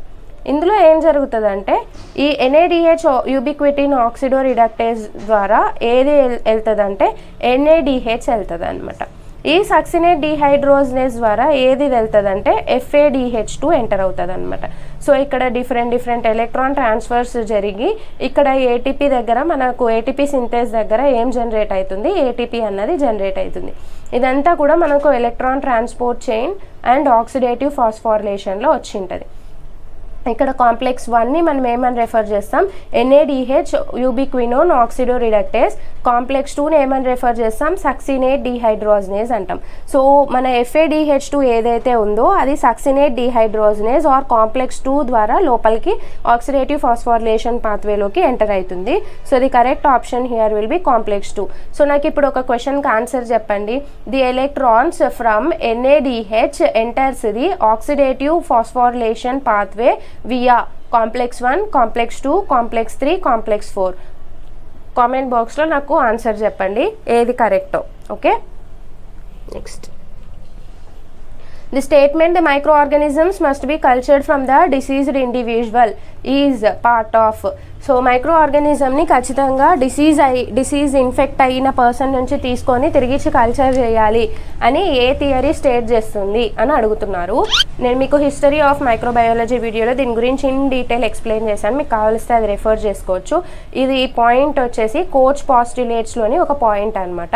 కోచ్ 4 పాస్టులేట్స్ని డిజైన్ చేశాడు. ఒక ఆర్గానిజం అన్నది డిసీజ్ అదే క్రియేట్ చేస్తుందా లేదా అని కన్ఫర్మ్ చేసుకోవడం కోసం వాటిని మనం కోచ్ పాస్టులేట్స్ అంటాము. అందులో ఒక పాయింటే ఇది. So this is a part of coach postulates. Germ theory ఏం చెప్తుందంటే ఒక మైక్రో ఆర్గానిజము మనకు డిసీజ్ని క్రియేట్ చేస్తుంది అన్నది చెప్పడాన్ని మనం జర్మ్ థియరీ. మనకు తెలుసు ఇప్పుడు మైక్రో ఆర్గానిజమ్స్ డిసీజెస్ క్రియేట్ చేస్తాయి అని, బట్ బ్యాక్ దెన్ అప్పుడు జనాలకు తెలియవు కదా. జనాలు ఏమనుకునే వాళ్ళు, ఎందుకో వస్తుంది డిసీజ్, గాల్లో వస్తుంది మనకు అంటుంటారు కదా, పెద్దవాళ్ళు ఉంటే గాలి సోకింది వీనికి అట్లా చెప్తుంటారు కదా. సో అలాగా అనుకునే వాళ్ళు అనమాట. బట్ దాని వెనకాల మైక్రో ఆర్గానిజమ్సే ఉన్నాయి అని కనుక్కోవడాన్ని మనం జర్మ్ థియరీ అంటాం అనమాట. ఓకే, సెల్ థియరీ అంటే ఇంకా మీకు తెలిసిందే, మన స్కెల్డిన్ అండ్ స్క్వాన్ ఇచ్చింది cell theory. Every organism is made up of cell అలా అని చెప్పడాన్ని సెల్ థియరీ అంటాం. దెన్ ప్యాస్చర్ ఏం పాస్టులేట్స్ ఏం ఫ్రేమ్ చేయలే, బట్ ప్యాస్చర్ చాలా కాంట్రిబ్యూట్ చేశాడనమాట మన మైక్రోబయాలజీ ఫీల్డ్కి. ఫాదర్ ఆఫ్ మోడర్న్ మైక్రోబయాలజీ ఎవరో కామెంట్ సెక్షన్లో కామెంట్ చేయండి. మీరు ఈ విధంగా వెతుకుతారని నా ఇంటెన్షన్. సో మీరు వెతికినప్పుడు కనీసం అది గుర్తుంటుందని నా ఇంటెన్షన్. మరి అది క్వశ్చన్ రావచ్చు కదా. The technique used to obtain many copies of given DNA sample. So కింద ఇచ్చిన టెక్నిక్స్లో ఏ టెక్నిక్ ద్వారా మనం ఒక డిఎన్ఏ నుంచి చాలా నెంబర్ ఆఫ్ కాపీస్ ఆఫ్ డిఎన్ఏని ప్రొడ్యూస్ చేయొచ్చు. ఫర్ ఎగ్జాంపుల్, ఇప్పుడు నాతో ఇక్కడ ఓన్లీ 1 కాపీ ఆఫ్ డిఎన్ఏ ఉంది. ఇందులో నుంచి నాకు ఒక 200 కాపీస్ ఆఫ్ డిఎన్ఏ కావాలి. సో 200 కాపీస్ అంటే నథింగ్ బట్ దాన్ని జిరాక్స్ తీయాలి, అంతే కదా. సో అలాగా జిరాక్స్ తీయడానికి యూజ్ చేసే టెక్నిక్ ఏంటి అని అడుగుతున్నారు. సదరన్ బ్లాటింగ్ అన్నది మన డిజైర్డ్ డిఎన్ఏ అన్నది ఈ శాంపుల్ డిఎన్ఏలో ఉందా లేదా అని చెక్ చేయడానికి యూజ్ చేసేదాన్ని మనం ఏమంటామంటే సదరన్ బ్లాటింగ్ అంటాం. అంటే ఇది మెయిన్గా డిఎన్ఏ డిటెక్షన్ కోసం హెల్ప్ అవుతుంది, డిఎన్ఏని కాపీ చేయడానికి హెల్ప్ కాదు. PCR is a correct answer. పీసీఆర్నే మనం ఏమంటామంటే ఇంకొక పేరుతో కాపియర్ అని కూడా అంటాం అనమాట. మాలిక్యులర్ బయాలజీలో దీన్ని కాపియర్ అని కూడా అంటారు. కాపియర్ అని ఎందుకు అంటారంటే ఇది ఒక జిరాక్స్ మెషిన్ లాగా అనమాట. దీనికి ఒక కొంచెం అమౌంట్ ఆఫ్ డిఎన్ఏ ఇచ్చామనుకోండి, మనం అది కొన్ని మిలియన్స్ ఆఫ్ కాపీస్ని జనరేట్ చేస్తుంది. ఇది మెయిన్గా డిఎన్ఏని ఏం చేస్తుంది, యాంప్లిఫై చేస్తుంది. యాంప్లిఫై అంటే సింగిల్ కాపీ ఆఫ్ డిఎన్ఏ నుంచి కొన్ని నంబర్ ఆఫ్ కాపీస్ ఆఫ్ డిఎన్ఏని ప్రొడ్యూస్ చేస్తుంది అనమాట. ఎలక్ట్రోఫోరోసిస్ అన్నది మనకు మాలిక్యూల్స్ని వాళ్ళ యొక్క సైజ్ బేసిస్ పైన సపరేట్ చేయడానికి యూజ్ చేసే టెక్నిక్ని మనం ఏమంటాం, ఎలక్ట్రోఫోరోసిస్ అంటాం. ఎలక్ట్రోఫోరోసిస్ ఎన్ని టైప్స్, చాలా టైప్స్ ఉన్నాయి ఎలక్ట్రోఫోరోసిస్లో కదా, పేజ్, ఏజ్ ఇలాగా. సో మనకు ఎలక్ట్రోఫోరోసిస్లో అగరోస్ జెల్ ఎలక్ట్రోఫోరోసిస్ వచ్చి డిఎన్ఏ సెపరేషన్ కోసం హెల్ప్ అవుతుంది. ఎస్డిఎస్ పేజ్ వచ్చేసరికి ప్రోటీన్స్ సెపరేషన్లో హెల్ప్ అవుతుంది అనమాట. మెయిన్గా ఇవన్నీ సైజ్ బేసిస్ పైన నడుస్తాయి అనమాట. మాలిక్యూల్ యొక్క సైజ్ని బట్టి అది ఏం చేస్తుంది, మాలిక్యూల్ని సపరేట్ చేస్తుంది అనమాట. ఒక మిక్చర్ ఆఫ్ మాలిక్యూల్స్లో దానిలో యొక్క సైజుని బట్టి వాటిని సెగ్రిగేట్ చేస్తుంది అనమాట. గ్రామ్ స్టైనింగ్ అన్నది ఒక మైక్రోబయాలజికల్ ప్రొసీజర్. బ్యాక్టీరియాని వాళ్ళ యొక్క సెల్ వాల్ బేసిస్ పైన గ్రామ్ పాజిటివా గ్రామ్ నెగటివా అని చెప్పడానికి యూజ్ చేసే technique gram staining. This has nothing to do with DNA amplification. Okay, number of rings in the structure of pyrimidine యొక్క స్ట్రక్చర్లో న్యూక్లియోటైడ్స్లో ప్యూరిన్స్, పిరమిడిన్స్ ఉంటాయి కదా. సో ఈ పిరమిడిన్ యొక్క స్ట్రక్చర్లో ఎన్ని రింగ్స్ ఉంటాయి? పిరమిడిన్ యొక్క స్ట్రక్చర్లో ఒకటే రింగ్ ఉంటుంది. ప్యూరిన్ యొక్క స్ట్రక్చర్లో మాత్రం 2 రింగ్స్ అన్నవి ప్రెజెంట్ అయి ఉంటాయి. ప్యూరిన్స్ని ఎవరెవరిని ప్యూరిన్స్ అంటాం, అడినైన్ తర్వాత గ్వానైన్ని మనం ప్యూరిన్స్ అంటాము. పిరమిడిన్స్ అని మనం ఎవరెవరిని అంటాం, సైటోసిన్, యురాసిల్ అండ్ థైమిన్ని మనం పిరమిడిన్స్ కింద కన్సిడర్ చేస్తాం. ప్యూరిన్ యొక్క స్ట్రక్చర్లో మాత్రమే 2 అరోమాటిక్ రింగ్స్ అన్నవి ప్రెజెంట్ అయి ఉంటాయి. పిరమిడిన్స్లో ఓన్లీ 1 రింగ్ ప్రెజెంట్ అయి ఉంటుంది. Number of carbons present in the molecule of pyruvate యొక్క స్ట్రక్చర్లో ఎన్ని నెంబర్ ఆఫ్ కార్బన్స్ ఉంటాయి? ఆల్రెడీ ఒక నెంబర్ ఆఫ్ కార్బన్స్ వచ్చింది, ఇప్పుడు ఇంకొక నెంబర్ ఆఫ్ కార్బన్స్ వచ్చింది చూడండి క్వశ్చన్. సో పైరువేట్ అన్నది ఒక 3 కార్బన్ కాంపౌండ్ అనమాట. మనం గ్లైకోలైసిస్ పాత్వే చూసుకున్నాం అనుకోండి, గ్లైకోలైసిస్ అన్నది గ్లూకోజ్తో స్టార్ట్ అవుతుంది, పైరువిక్ యాసిడ్తో ఎండ్ అవుతుంది, గుర్తుందా?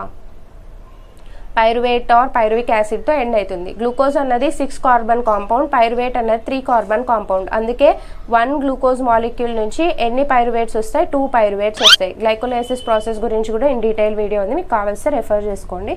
So the correct option here will be option 2. Next, the process that doesn't involve RNA involve అవ్వనటువంటి ప్రాసెస్ ఏంటి? ట్రాన్స్లేషన్. సో ట్రాన్స్లేషన్లో మనకు ఆర్ఎన్ఏ ఉంటుందా? పక్కగా ఉంటుంది. ట్రాన్స్లేషన్ అంటే nothing but protein synthesis. TRNA involve అవుతుంది, ఎంఆర్ఎన్ఏ ఇన్వాల్వ్ అవుతుంది, రైబోజోమ్స్లో ఆర్ఆర్ఎన్ఏ ఇన్వాల్వ్ అవుతుంది. ట్రాన్స్లేషన్ అంతా ఆర్ఎన్ఏ బేస్డ్గానే జరుగుతుంది. ఖచ్చితంగా ట్రాన్స్లేషన్ ప్రాసెస్లో ఆర్ఎన్ఏ ఉంటుంది. దాని తర్వాత ప్రోటీన్ ఫోల్డింగ్లో మటుకు ఎటువంటి ఆర్ఎన్ఏ అవసరం ఉండదు అనమాట. సో కాబట్టి ఇది correct option here will be option 2. Transcription చూసామనుకోండి, ట్రాన్స్క్రిప్షన్లో మనకి ఎంఆర్ఎన్ఏ అన్నది సింథసైజ్ అవుతుంది కదా, ఆబ్వియస్గా ఆర్ఎన్ఏ అన్నది ఇన్వాల్వ్ అవుతుంది. పాలీఅడినైలేషన్ అంటే అర్థం ఏమి? పోస్ట్ ట్రాన్స్క్రిప్షనల్ మోడిఫికేషన్స్లో ఒక ప్రాసెస్ని మనం పాలీఅడినైలేషన్ అంటాం. అంటే ఎంఆర్ఎన్ఏకి ఎండింగ్లో అడినైన్ మాలిక్యూల్స్ని, చాలా నంబర్ ఆఫ్ అడినైన్ మాలిక్యూల్స్ని యాడ్ చేయడాన్ని మనం పాలీఅడినైలేషన్ అంటాం. ఆర్ఎన్ఏకే కదా యాడ్ చేస్తున్నాం, ఆర్ఎన్ఏ ఇన్వాల్వ్ అయింది కదా, కానీ ఇక్కడ డజంట్ అడుగుతున్నారు. అంటే ఇన్వాల్వ్ కానటువంటి ప్రాసెస్ అంటే ప్రోటీన్ ఫోల్డింగ్. ప్రోటీన్స్ అన్నవి పోస్ట్ ట్రాన్స్లేషనల్ మోడిఫికేషన్లో, అంటే ప్రోటీన్స్ అన్నవి సింథసైజ్ అయిపోయిన తర్వాత అవి ప్రాపర్గా ఫోల్డ్ అవుతాయి అన్నమాట. ఈ ఫోల్డింగ్లో మనకు డిఫరెంట్ హెచ్ఎస్పి ప్రోటీన్స్ అన్నవి హెల్ప్ చేస్తాయి వాటికి. సో ఆ ప్రోటీన్ ఫోల్డింగ్ ప్రాసెస్లో మనకు హెచ్ఎస్పి ప్రోటీన్స్ ఇన్వాల్వ్ అవుతాయి కానీ ఆర్ఎన్ఏ ఇన్వాల్వ్ కాదు. సో కాబట్టి protein folding is the correct option here. Next, separation of proteins by SDS page technique is based on, ఇందాకే చెప్పా. సో మాలిక్యులర్ వెయిట్ బేసిస్ పైన మనం మాలిక్యూల్స్ని సపరేట్ చేసామనుకోండి, అప్పుడు దానికి యూజ్ చేసే టెక్నిక్ని మనం ఎలక్ట్రోఫోరోసిస్ అంటాం. SDS PAGE is nothing but sodium dodecyl sulphate poly acrylamide gel electrophoresis. So SDS PAGE అన్నది ప్రోటీన్ సపరేషన్ కోసం యూజ్ చేస్తారు అని ఇందాకే చెప్పా. సో ప్రోటీన్స్ని ఈ ఎస్డిఎస్ పేజ్ ఏ బేసిస్ పైన సపరేట్ చేస్తుందంటే వాళ్ళ యొక్క మాలిక్యులర్ సైజ్ బేసిస్ పైన సపరేట్ చేస్తుంది. అంటే వాటి యొక్క సైజ్ బేసిస్ పైన మాలిక్యూల్స్ అన్నవి సపరేట్ అవుతాయి అన్నమాట. Okay, next, which of the following is not a sterilisation technique? కింద ఇచ్చిన వాటిలో స్టెరిలైజేషన్ టెక్నిక్ కానిది ఏది? ఓకే, ఆటోక్లేవ్ అన్నది మనకు మెయిన్ స్టెరిలైజేషన్ ప్రొసీజర్లో ఇన్వాల్వ్ అయ్యేది ఆటోక్లేవింగ్. కాబట్టి నాట్ అడిగారు కాబట్టి ఇది రాంగ్. ఫిల్టరేషన్ అంటే ఫిల్టర్ పేపర్ ద్వారా మనం మైక్రో ఆర్గానిజమ్స్ని, మైక్రోపోరస్ ఫిల్టర్ పేపర్ని యూజ్ చేసి మైక్రో ఆర్గానిజమ్స్ని ఫిల్టర్ అవుట్ చేస్తాం. కాబట్టి అది కూడా స్టెరిలైజేషన్ ప్రొసీజరే. కాబట్టి లామినార్ ఎయిర్ ఫ్లో అన్నది కూడా ఒక స్టెరిలైజేషన్ ప్రొసీజరే కదా. లామినార్ ఎయిర్ ఫ్లోలో మనం ఎయిర్ని ఫిల్టర్ చేస్తాం కదా. సో కాబట్టి this is also eliminated. Alcohol treatment, మనం సర్ఫేస్ స్టెరిలైజేషన్ చేయాలనుకోండి, దేంతో రబ్ చేస్తాం? ఆల్కహాల్తో రబ్ చేస్తాం. అంతవరకు ఎందుకు? మీకు ఏమైనా ఇంజెక్షన్ వేయాలంటే ఆల్కహాల్తో రబ్ చేస్తారు కదా. లేదు, లామినార్ ఎయిర్ ఫ్లోని మీరు దేంతో క్లీన్ చేస్తారు? ఆల్కహాల్తోనే కదా క్లీన్ చేస్తారు. అది కూడా ఒక స్టెరిలైజేషన్ ఏజెంట్ అనమాట, కెమికల్ స్టెరిలైజేషన్ కిందకి వస్తుంది. So the process inoculation is not a sterilization procedure. Inoculation అంటే అర్థమేమి? కల్చర్ మీడియాలోకి మైక్రో ఆర్గానిజమ్స్ని యాడ్ చేయడాన్ని మనం ఏమంటాం? ఇనాక్యులేషన్ అంటాం. ప్యూర్ కల్చర్ టెక్నిక్స్లో మనకి ఇనాక్యులేషన్ చూస్తాం అనమాట. Then which of the following doesn't contain and amino acid? కింద ఇచ్చిన వాటిలో ఏ దాంట్లో అమైనో యాసిడ్ ఉండదు అని అడుగుతున్నారు. టీఆర్ఎన్ఏలో చూసుకుంటే ఖచ్చితంగా అమైనో యాసిడ్స్ ఉంటాయి. కొంచెం మోడిఫై అయిన అమైనో యాసిడ్స్ అయినా సరే టీఆర్ఎన్ఏలో ప్రెజెంట్ అయి ఉంటాయి. Enzymes are nothing but proteins are made up of amino acids. Enzyme అంటేనే అమైనో యాసిడ్. ఇంకా నెక్స్ట్, ప్రోటీన్, ఇందాకే చెప్పా, proteins are made up of amino acids are building blocks of proteins. So ఒక అమైనో యాసిడ్ ఇలా అన్ని అమైనో యాసిడ్స్ కలిపి ఏం చేస్తాయి? ఒక ప్రోటీన్ని క్రియేట్ చేస్తాయి అనమాట. ఓకే, సో కొలెస్టిరాల్ అన్నది ఏంటి? కొలెస్టిరాల్ అన్నది ఒక ఫ్యాటీ యాసిడ్ అనమాట. ఇది ఒక కార్బన్ మాలిక్యూల్తో మేడప్ అయిన ఒక ఫ్యాటీ యాసిడ్, ఒక బయో మాలిక్యూల్. ఇందులో ఎక్కడా కూడా మనకు అమైనో యాసిడ్స్ అన్నవి ఉండదు. సో కాబట్టి ఇది correct option here will B cholesterol. Next, the basal nutrition media used to culture microbes is? కింద ఇచ్చిన వాటిలో బేసల్ న్యూట్రిషన్ మీడియా ఏది అని అడుగుతున్నారు. So the correct option here will B LB medium. LB medium యొక్క full form ఏంటి అంటే ల్యూరియా బెర్టనీ బ్రాత్ అంటారనమాట. సో ఇది ఒక బేసిక్ మీడియా. బేసిక్ అని ఎందుకు అంటున్నామంటే ఇందులో యాడెడ్ న్యూట్రియంట్స్ ఇంగ్రీడియంట్స్ పెద్దగా ఉండవు. ఇవి అన్ని రకాలైన మైక్రో ఆర్గానిజమ్స్ యొక్క గ్రోత్ని సపోర్ట్ చేస్తుంది. బేసిక్గా బ్యాక్టీరియల్ గ్రోత్ని సపోర్ట్ చేస్తుంది. సో దీని యొక్క ఇంగ్రీడియంట్స్ చూసుకుంటే ఇందులో ఇది దేంతో మేడప్ అయి ఉంటుంది అంటే మెయిన్గా it is made up of tryptophan, NaCl, east, agar. Agar ఒకవేళ మీడియా సాలిడ్ మీడియా ప్రిపేర్ చేస్తే అగర్ యాడ్ చేస్తారు. ఒకవేళ బ్రాత్ ప్రిపేర్ చేస్తే అగర్ని రిమూవ్ చేస్తారు. అగర్ అన్నది ఒక సొలిడిఫైయింగ్ ఏజెంట్. అంటే వాటర్ లాగా ఉన్న దాంట్లోకి అగర్ వేస్తే అది గట్టిగా గట్టిపోతుంది అనమాట. దాన్ని మనం సాలిడ్ మీడియా అంటాం. అగర్ తీసేస్తే అది నీళ్ళగా ఉంటుంది. దాన్ని మనం బ్రాత్ అంటాం. ఇక్కడ ల్యూరియా బ్రిటనీ బ్రాత్ గురించి మాట్లాడితే అగర్ ఉండదు. ఒకవేళ ల్యూరియా బ్రిటనీ అగర్ గురించి మాట్లాడితే దాంట్లో అగర్ పక్కాగా ఉంటుంది. దాని తర్వాత ఎంఎస్ మీడియా అంటే నథింగ్ బట్ మురాషిక్ అండ్ స్కూగ్ మీడియా. ఇది మెయిన్గా ప్లాంట్ని కల్చర్ చేయడానికి యూజ్ చేస్తారు. మనం డిఫరెంట్ ప్లాంట్ కల్చర్స్ చేస్తాం కదా, యాంథర్ కల్చర్ అలాంటివి చేస్తాం కదా.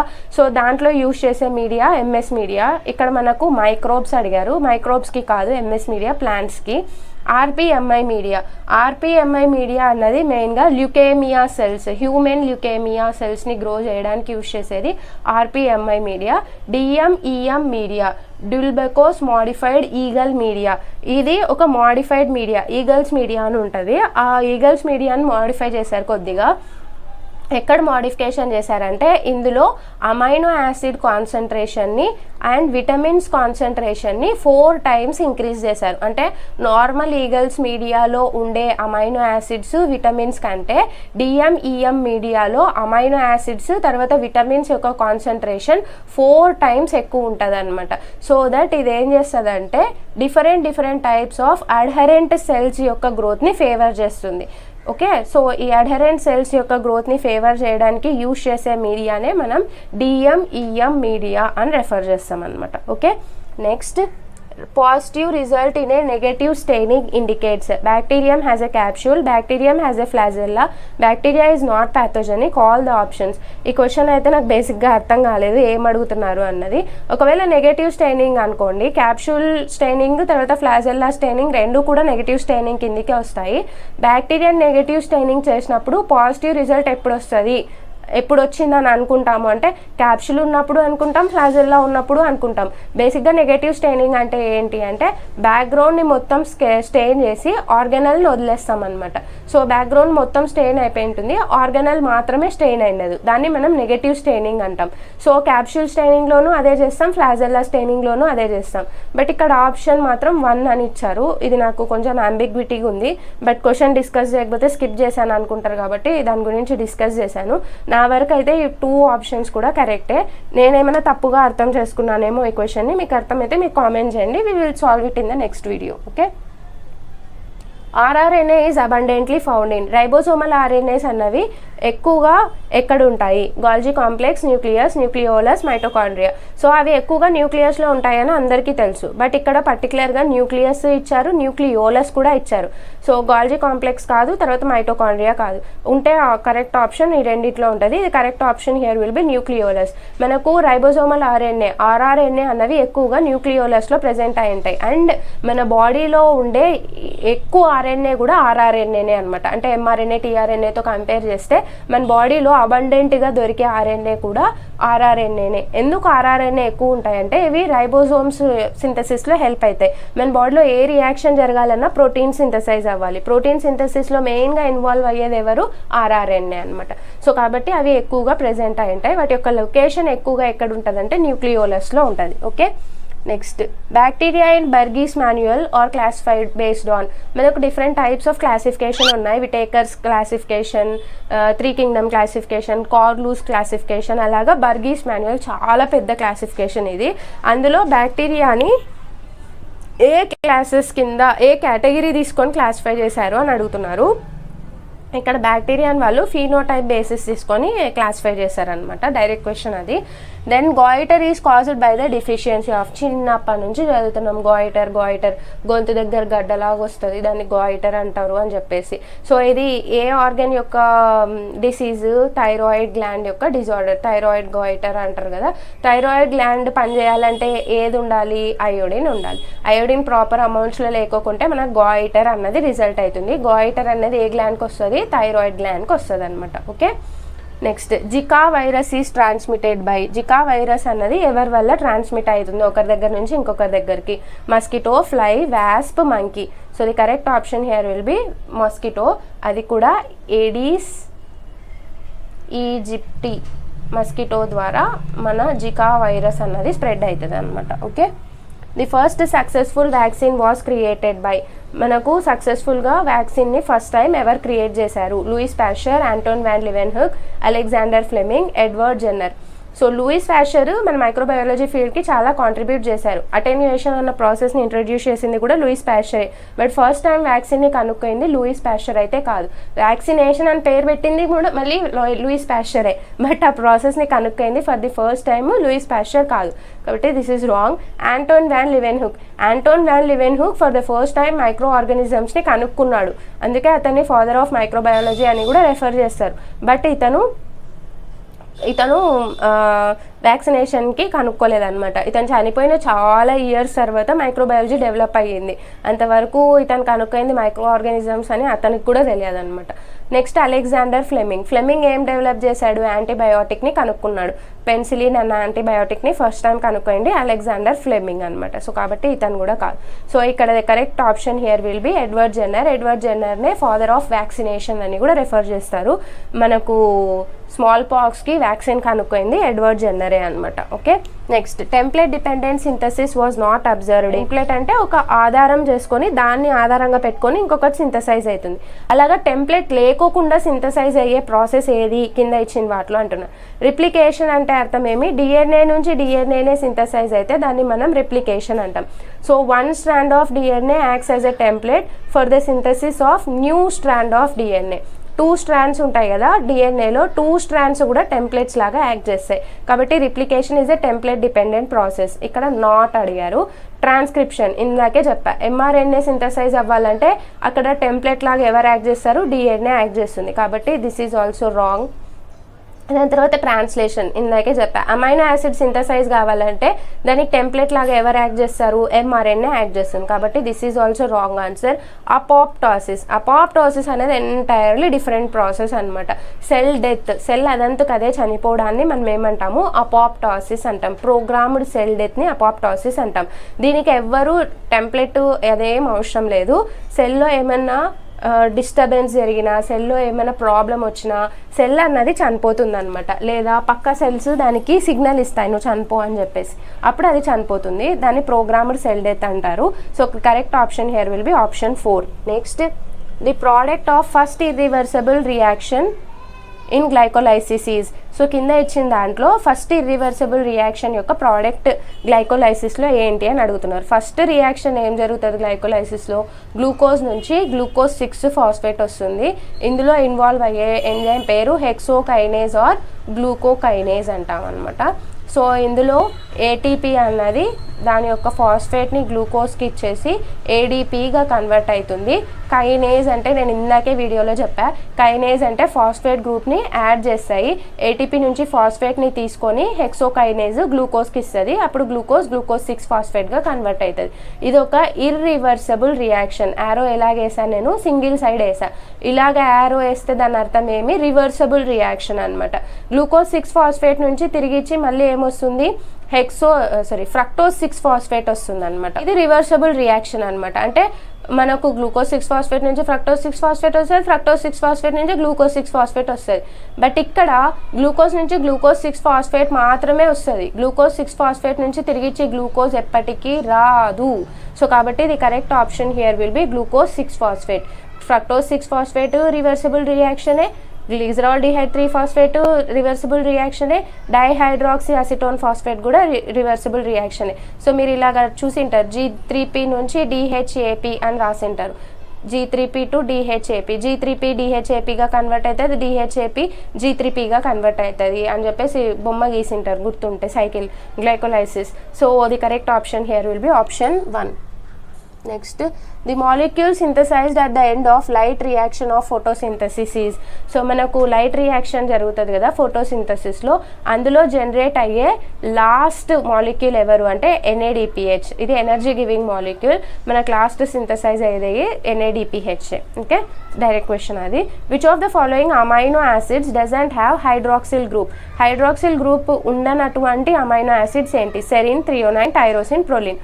సో ఈ మూడింటిని మనం ఏమంటామంటే hydroxyl group containing amino acid అంటాం అనమాట. ఓకే, ఈ మూడిట్లో కూడా మనకు OH గ్రూప్ అన్నది ప్రెజెంట్ అయి ఉంటుంది, హైడ్రాక్సిల్ గ్రూప్ అన్నది ప్రెజెంట్ అయి ఉంటుంది. ప్రొలిన్ అన్నది ఒక ఇమ్యూనో యాసిడ్ అనమాట, ఇందులో హైడ్రాక్సిల్ గ్రూప్ అన్నది ఉండదు. So the correct option here will be option 4, that is proline. Which of the following is not a pigment? కింద ఇచ్చిన వాటిలో పిగ్మెంట్ కానిదటువంటిది ఏది అని అడుగుతున్నారు. సో క్లోరోఫిల్ చూసామనుకోండి, chlorophyll is a pigment that gives green colour to the leaves. ఇది కూడా ఒక పిగ్మెంటే కదా, ప్లాంట్స్లో ఉన్న పిగ్మెంటే కదా, ఇక్కడ నాట్ అడిగారు. దాని తర్వాత హిమోగ్లోబిన్ కూడా ఒక పిగ్మెంటే కదా, బ్లడ్కి ఏం కలర్ ఇస్తుంది? ఇది రెడ్ కలర్ ఇస్తుంది. హీమ్ అన్నది పిగ్మెంట్, హిమోగ్లోబిన్ అన్నది రెడ్ కలర్ ఇస్తుంది. యాంథోసైనిన్స్ మనకు ఫ్రూట్స్లో, తర్వాత ఫ్లవర్స్లో, ప్లాంట్స్లో ఉన్న ఫ్రూట్స్లో, ఫ్లవర్స్లో డిఫరెంట్ కలర్స్ ఇవ్వడానికి యూజ్ చేసే పిగ్మెంట్ యాంథోసైనిన్ అనమాట. ఇది కూడా ఒక పిగ్మెంటే. కొలెస్టిరాల్ అన్నది ఇందాకే చెప్పా, ఇది ఒక ఫ్యాటీ యాసిడ్ మాలిక్యూల్, ఇది ఎటువంటి కలర్ని ఇవ్వదు అనమాట. ఫ్యాటీ యాసిడ్ అన్నది పిగ్మెంట్ కాదు, ఇది ఒక ఫ్యాటీ యాసిడ్ కొలెస్టిరాల్ అన్నది పిగ్మెంట్ కాదు, ఇది ఒక ఫ్యాటీ యాసిడ్ మాలిక్యూల్. ఇది లిపిడ్స్ క్లాస్కి చెందిన ఒక బయో మాలిక్యూల్ అనమాట. Cholesterol is a fatty acid, not a pigment. So the correct option here will be option 3. Next question, number of genes encoded by lac operon. Lac operon అన్న operon ఎన్ని jeans ని encode చేస్తుంది? So lock operon basic గా 3 jeans ని encode చేస్తుంది. ఆ genes ఏంటి అంటే lac Z gene, lac Y gene, lac A gene. మనకు లాక్ Z జీన్ చూసుకున్నాం అనుకోండి, ఇందాకే చూసాము, ఈ దాంట్లోనే క్వశ్చన్ వచ్చింది ఈ వీడియోలోనే. బీటా గెలాక్టోసైడేజ్ అన్న ఎంజైమ్ని ఎన్కోడ్ చేస్తుంది. వేరాజ్ లాక్ Y జీన్ ఏం చేస్తుంది? బీటా గెలాక్టోసైడ్ పర్మియేజ్ అన్న ఎంజైమ్ని ఎన్కోడ్ చేస్తుంది. నెక్స్ట్ లాక్ A జీన్ ఏం చేస్తుంది? బీటా గెలాక్టోసైడ్ ట్రాన్స్ ఎసిటైలేజ్ అన్న ఒక ఎంజైమ్ని ఎన్కోడ్ చేస్తుంది. సో ఇందాకే చెప్పాను నేను, బీటా గెలాక్టోసైడేజ్ ఏం చేస్తుంది? లాక్టోజ్ మాలిక్యూల్ని గ్లూకోజ్ అండ్ గ్యాలాక్టోజ్గా బ్రేక్ చేస్తుంది. బీటా గెలాక్టోసైడ్ పర్మియేజ్ ఏం చేస్తుంది? లాక్టోజ్ని సెల్ లోపలికి తీసుకోమని పర్మిషన్ ఇస్తుంది, అంటే బ్యాక్టీరియల్ సెల్కి చెప్తుంది అనమాట, నీ ఎన్విరాన్మెంట్లో లాక్టోజ్ ఉంది, దాన్ని లోపలికి తీసుకో అని చెప్పేది పర్మియేజ్, పేరులోనే ఉంది పర్మియేజ్. సో ఈ లాక్టోజ్ మెటబాలిజంలో ఏమైనా టాక్సిక్ మెటబోలైట్స్ ప్రొడ్యూస్ అయితే వాటిని డిస్కార్డ్ చేసే పని బీటా గెలాక్టోసైడ్ ట్రాన్స్ అసిటైలేజ్ చేస్తుంది అనమాట. So these 3 are the genes that are encoded by lac operon. Lac operon మెయిన్గా బ్యాక్టీరియాలో ప్రెజెంట్ అయి ఉంటుంది. ఈ లాక్ operon లో 3 జీన్స్ ఉంటాయి, lac Z, lac Y, lac A. అవి ఎన్కోడ్ చేసే ఎంజైమ్స్, ఆ ఎంజైమ్స్ యొక్క ఫంక్షన్ ఇక్కడ పెట్టాను, సో దట్ మీకు మళ్ళీ ఇంకొక క్వశ్చన్ వస్తే హెల్ప్ఫుల్గా ఉంటుంది. Next, an example of biopesticide. కింద ఇచ్చిన వాటిలో బయోపెస్టిసైడ్ లాగా యాక్ట్ చేసేది ఎవరు అని అడుగుతున్నారు. Coconut powder, neem oil, sunflower oil, groundnut oil. So మీరు ఎవరైనా గార్డెనింగ్ వీడియోస్ అలాంటివి చూస్తే వాళ్ళు ఎక్కువగా నీమ్ ఆయిల్ స్ప్రే చేయండి అంటుంటారు. ఎందుకు నీమ్ ఆయిల్ స్ప్రే చేయమంటారంటే ఏమైనా చిన్న ఇన్సెక్ట్స్ అలాంటివి వచ్చాయనుకోండి, నీమ్ ఆయిల్ ఆ ఇన్సెక్ట్స్ని రానియకుండా చంపేస్తుంది. ఒకటి దాని యొక్క ఒక రకమైన స్మెల్ ద్వారా ఆ ఇన్సెక్ట్స్ అన్నవి ఆ చెట్టు దగ్గరికి రావు. ఒకవేళ వచ్చినా కూడా అదేం చేస్తుందంటే ఆ నీమ్ ఆయిల్ కన్జ్యూమ్ చేస్తే ఫీడింగ్ని ఆపేస్తుంది. స్మెల్ వల్ల అవి తినడానికి ఇష్టపడవు. ఆ ఇన్సెక్ట్స్ అన్నవి ఆ ప్లాంట్ మీదే మనం నీమ్ ఆయిల్ స్ప్రే చేసి ఉంటాం కదా, ప్లాంట్ యొక్క లీవ్స్ని తిందామని ఇన్సెక్ట్స్ వచ్చినప్పుడు ఇన్సెక్ట్స్కి ఆ స్మెల్కి ఆ లీవ్స్ని తినబుద్ధి కాదు. ఒకవేళ తిన్నా కూడా నీమ్ ఆయిల్లో ఉన్న డిఫరెంట్ యాక్టివ్ ఇంగ్రీడియంట్స్ లైక్ అజార్డిరెక్టిన్ అన్నవి ఉండడం వల్ల అవి ఆ ఇంగ్రీడియంట్స్ ద్వారా ఆ నీమ్ ఆయిల్లో ఉన్న ఇంగ్రీడియంట్స్ ద్వారా ఆ ఇన్సెక్ట్ అన్నది చనిపోతుంది అనమాట. So the correct option here will B neem oil only. ఇవి మెయిన్గా ఈ నీమ్ ఆయిల్ అన్నది మెయిన్గా సాఫ్ట్ బాడీ ఇన్సెక్ట్స్ని చంపేస్తుంది. Like aphids, mealy bugs, mites, thrips, white flies, ఇలా రకరకాలైన ఇన్సెక్ట్స్ని చంపుతుంది. ఇన్సెక్ట్స్ని చంపితే దాన్ని మనం పెస్టిసైడ్ అంటాం. ఇక్కడ లివింగ్ ఆర్గానిజమ్స్ నుంచి ప్రొడ్యూస్ చేస్తున్నాం కాబట్టి దాన్ని బయోపెస్టిసైడ్ అంటున్నాం. Okay, pest are nothing but insects కదా, అందుకు biopesticide. Thymus is a primary lymphoid organ. So థైమస్ని మనం ఇక్కడ ప్రైమరీ లింఫాయిడ్ ఆర్గన్ కింద చదువుతాం. ఇంకొక ప్రైమరీ లింఫాయిడ్ ఆర్గన్ వచ్చేసరికి bone marrow is also a primary lymphoid organ. Secondary lymphoid organ కిందకి ఎవరు వస్తారంటే స్ప్లీన్, లింఫ్ నోడ్ వస్తాయి. స్ప్లీన్, లింఫ్ నోడ్, తర్వాత మాల్ట్ వస్తుంది. మాల్ట్ అంటే nothing but mucosal associated lymphoid tissue వస్తుంది. మ్యూకోసల్ అసోసియేటెడ్ లింఫాయిడ్ టిష్యూలోనే గాల్ట్ వస్తుంది. గాల్ట్ అంటే గట్ అసోసియేటెడ్ లింఫాయిడ్ టిష్యూ. దీనికి ఎగ్జాంపుల్స్ టాన్సిల్స్, అపెండిక్స్, ఇవన్నీ కూడా మాల్ట్ కిందికి వస్తాయి అన్నమాట. సో స్ప్లీన్, లింఫ్ నోడ్ ఇవన్నీ కూడా అండ్ మాల్ట్, గాల్ట్ ఇవన్నీ కూడా సెకండరీ లింఫాయిడ్ ఆర్గన్స్ కిందకి వస్తాయి. టెరిషరీ లింఫాయిడ్ ఆర్గన్ గురించి ఇంకా అంత డీటెయిల్గా మనకు తెలియదు. నాట్ ఎ లింఫాయిడ్ ఆర్గన్ అన్నది wrong. So the correct option here will be option 1. Next, the severity of symptoms is milder when inoculated with. So మనకు వ్యాక్సిన్ వేస్తారు కదా, వ్యాక్సిన్ వేసినప్పుడు మనం ఎటువంటి స్ట్రెయిన్ తీసుకుంటే మనకు ఆ వ్యాక్సిన్ వల్ల వచ్చే సిమ్టమ్స్ అన్నవి మైల్డ్గా ఉంటాయి అని అడుగుతున్నారు. సో మన రీసెంట్గా కోవిడ్ వ్యాక్సిన్ వేయించుకున్నారు అందరూ. వ్యాక్సిన్ వేయించుకున్నప్పుడు కొద్దిమందికి మైల్డ్ సిమ్టమ్స్ కనిపించాయి, కొద్దిమందికి సివియర్ సిమ్టమ్స్ కనిపించాయి. చాలామందికి బాడీ పెయిన్స్, ఫీవర్ అలాంటివి వచ్చాయి కదా. సో ఈ సివియారిటీ అన్నది ఎవరిపైన డిపెండ్ అవుతుంది అంటే మనం యూజ్ చేసే స్ట్రెయిన్ పైన డిపెండ్ అవుతుంది. మనం యూజ్ చేసిన స్ట్రెయిన్ అటెన్యూయేటెడ్ అంటే దాని యొక్క విరులెన్స్ని మనం తగ్గిస్తే దాన్ని మనం అటెన్యూయేషన్ అంటాం అనమాట. Attenuation can be achieved by heating or by nutrient deficit conditions అనమాట. దానిలోని అటెన్యూయేటెడ్ వ్యాక్సిన్స్ అంటారు. సో ఇట్లాంటి అటెన్యూయేటెడ్ వ్యాక్సిన్స్ని తీసుకుంటే మనకు సిమ్టమ్స్ అన్నవి పెద్దగా ఉండవు. అంటే ఆర్గానిజంని హీట్ ట్రీట్మెంట్ ఇచ్చి చంపేసింటారు, బట్ అది మన బాడీలో వ్యాక్సినేషన్ ద్వారా పంపించినప్పుడు మన బాడీలో ఇండ్యూస్ చేస్తుంది వ్యాక్సిన్ యాంటీబాడీస్ ప్రొడక్షన్ని, తర్వాత టీసెల్ ప్రొడక్షన్ని ఇండ్యూస్ చేస్తుంది. బట్ అంత సివియర్గా ఉండవు అనమాట, కొంచెం తక్కువ ఉంటాయి. విరులెంట్ స్ట్రెయిన్ ఇచ్చామనుకొని చచ్చిపోతాడు ఆ పర్సన్, బికాజ్ విరులెంట్ స్ట్రెయిన్ అంటే మామూలు వైల్డ్ స్ట్రెయిన్ అనమాట. సో ఇది కాదు. హై డోస్ ఇచ్చినా కూడా ప్రాబ్లమే, పర్టికులర్ డోస్ ఉంటుంది.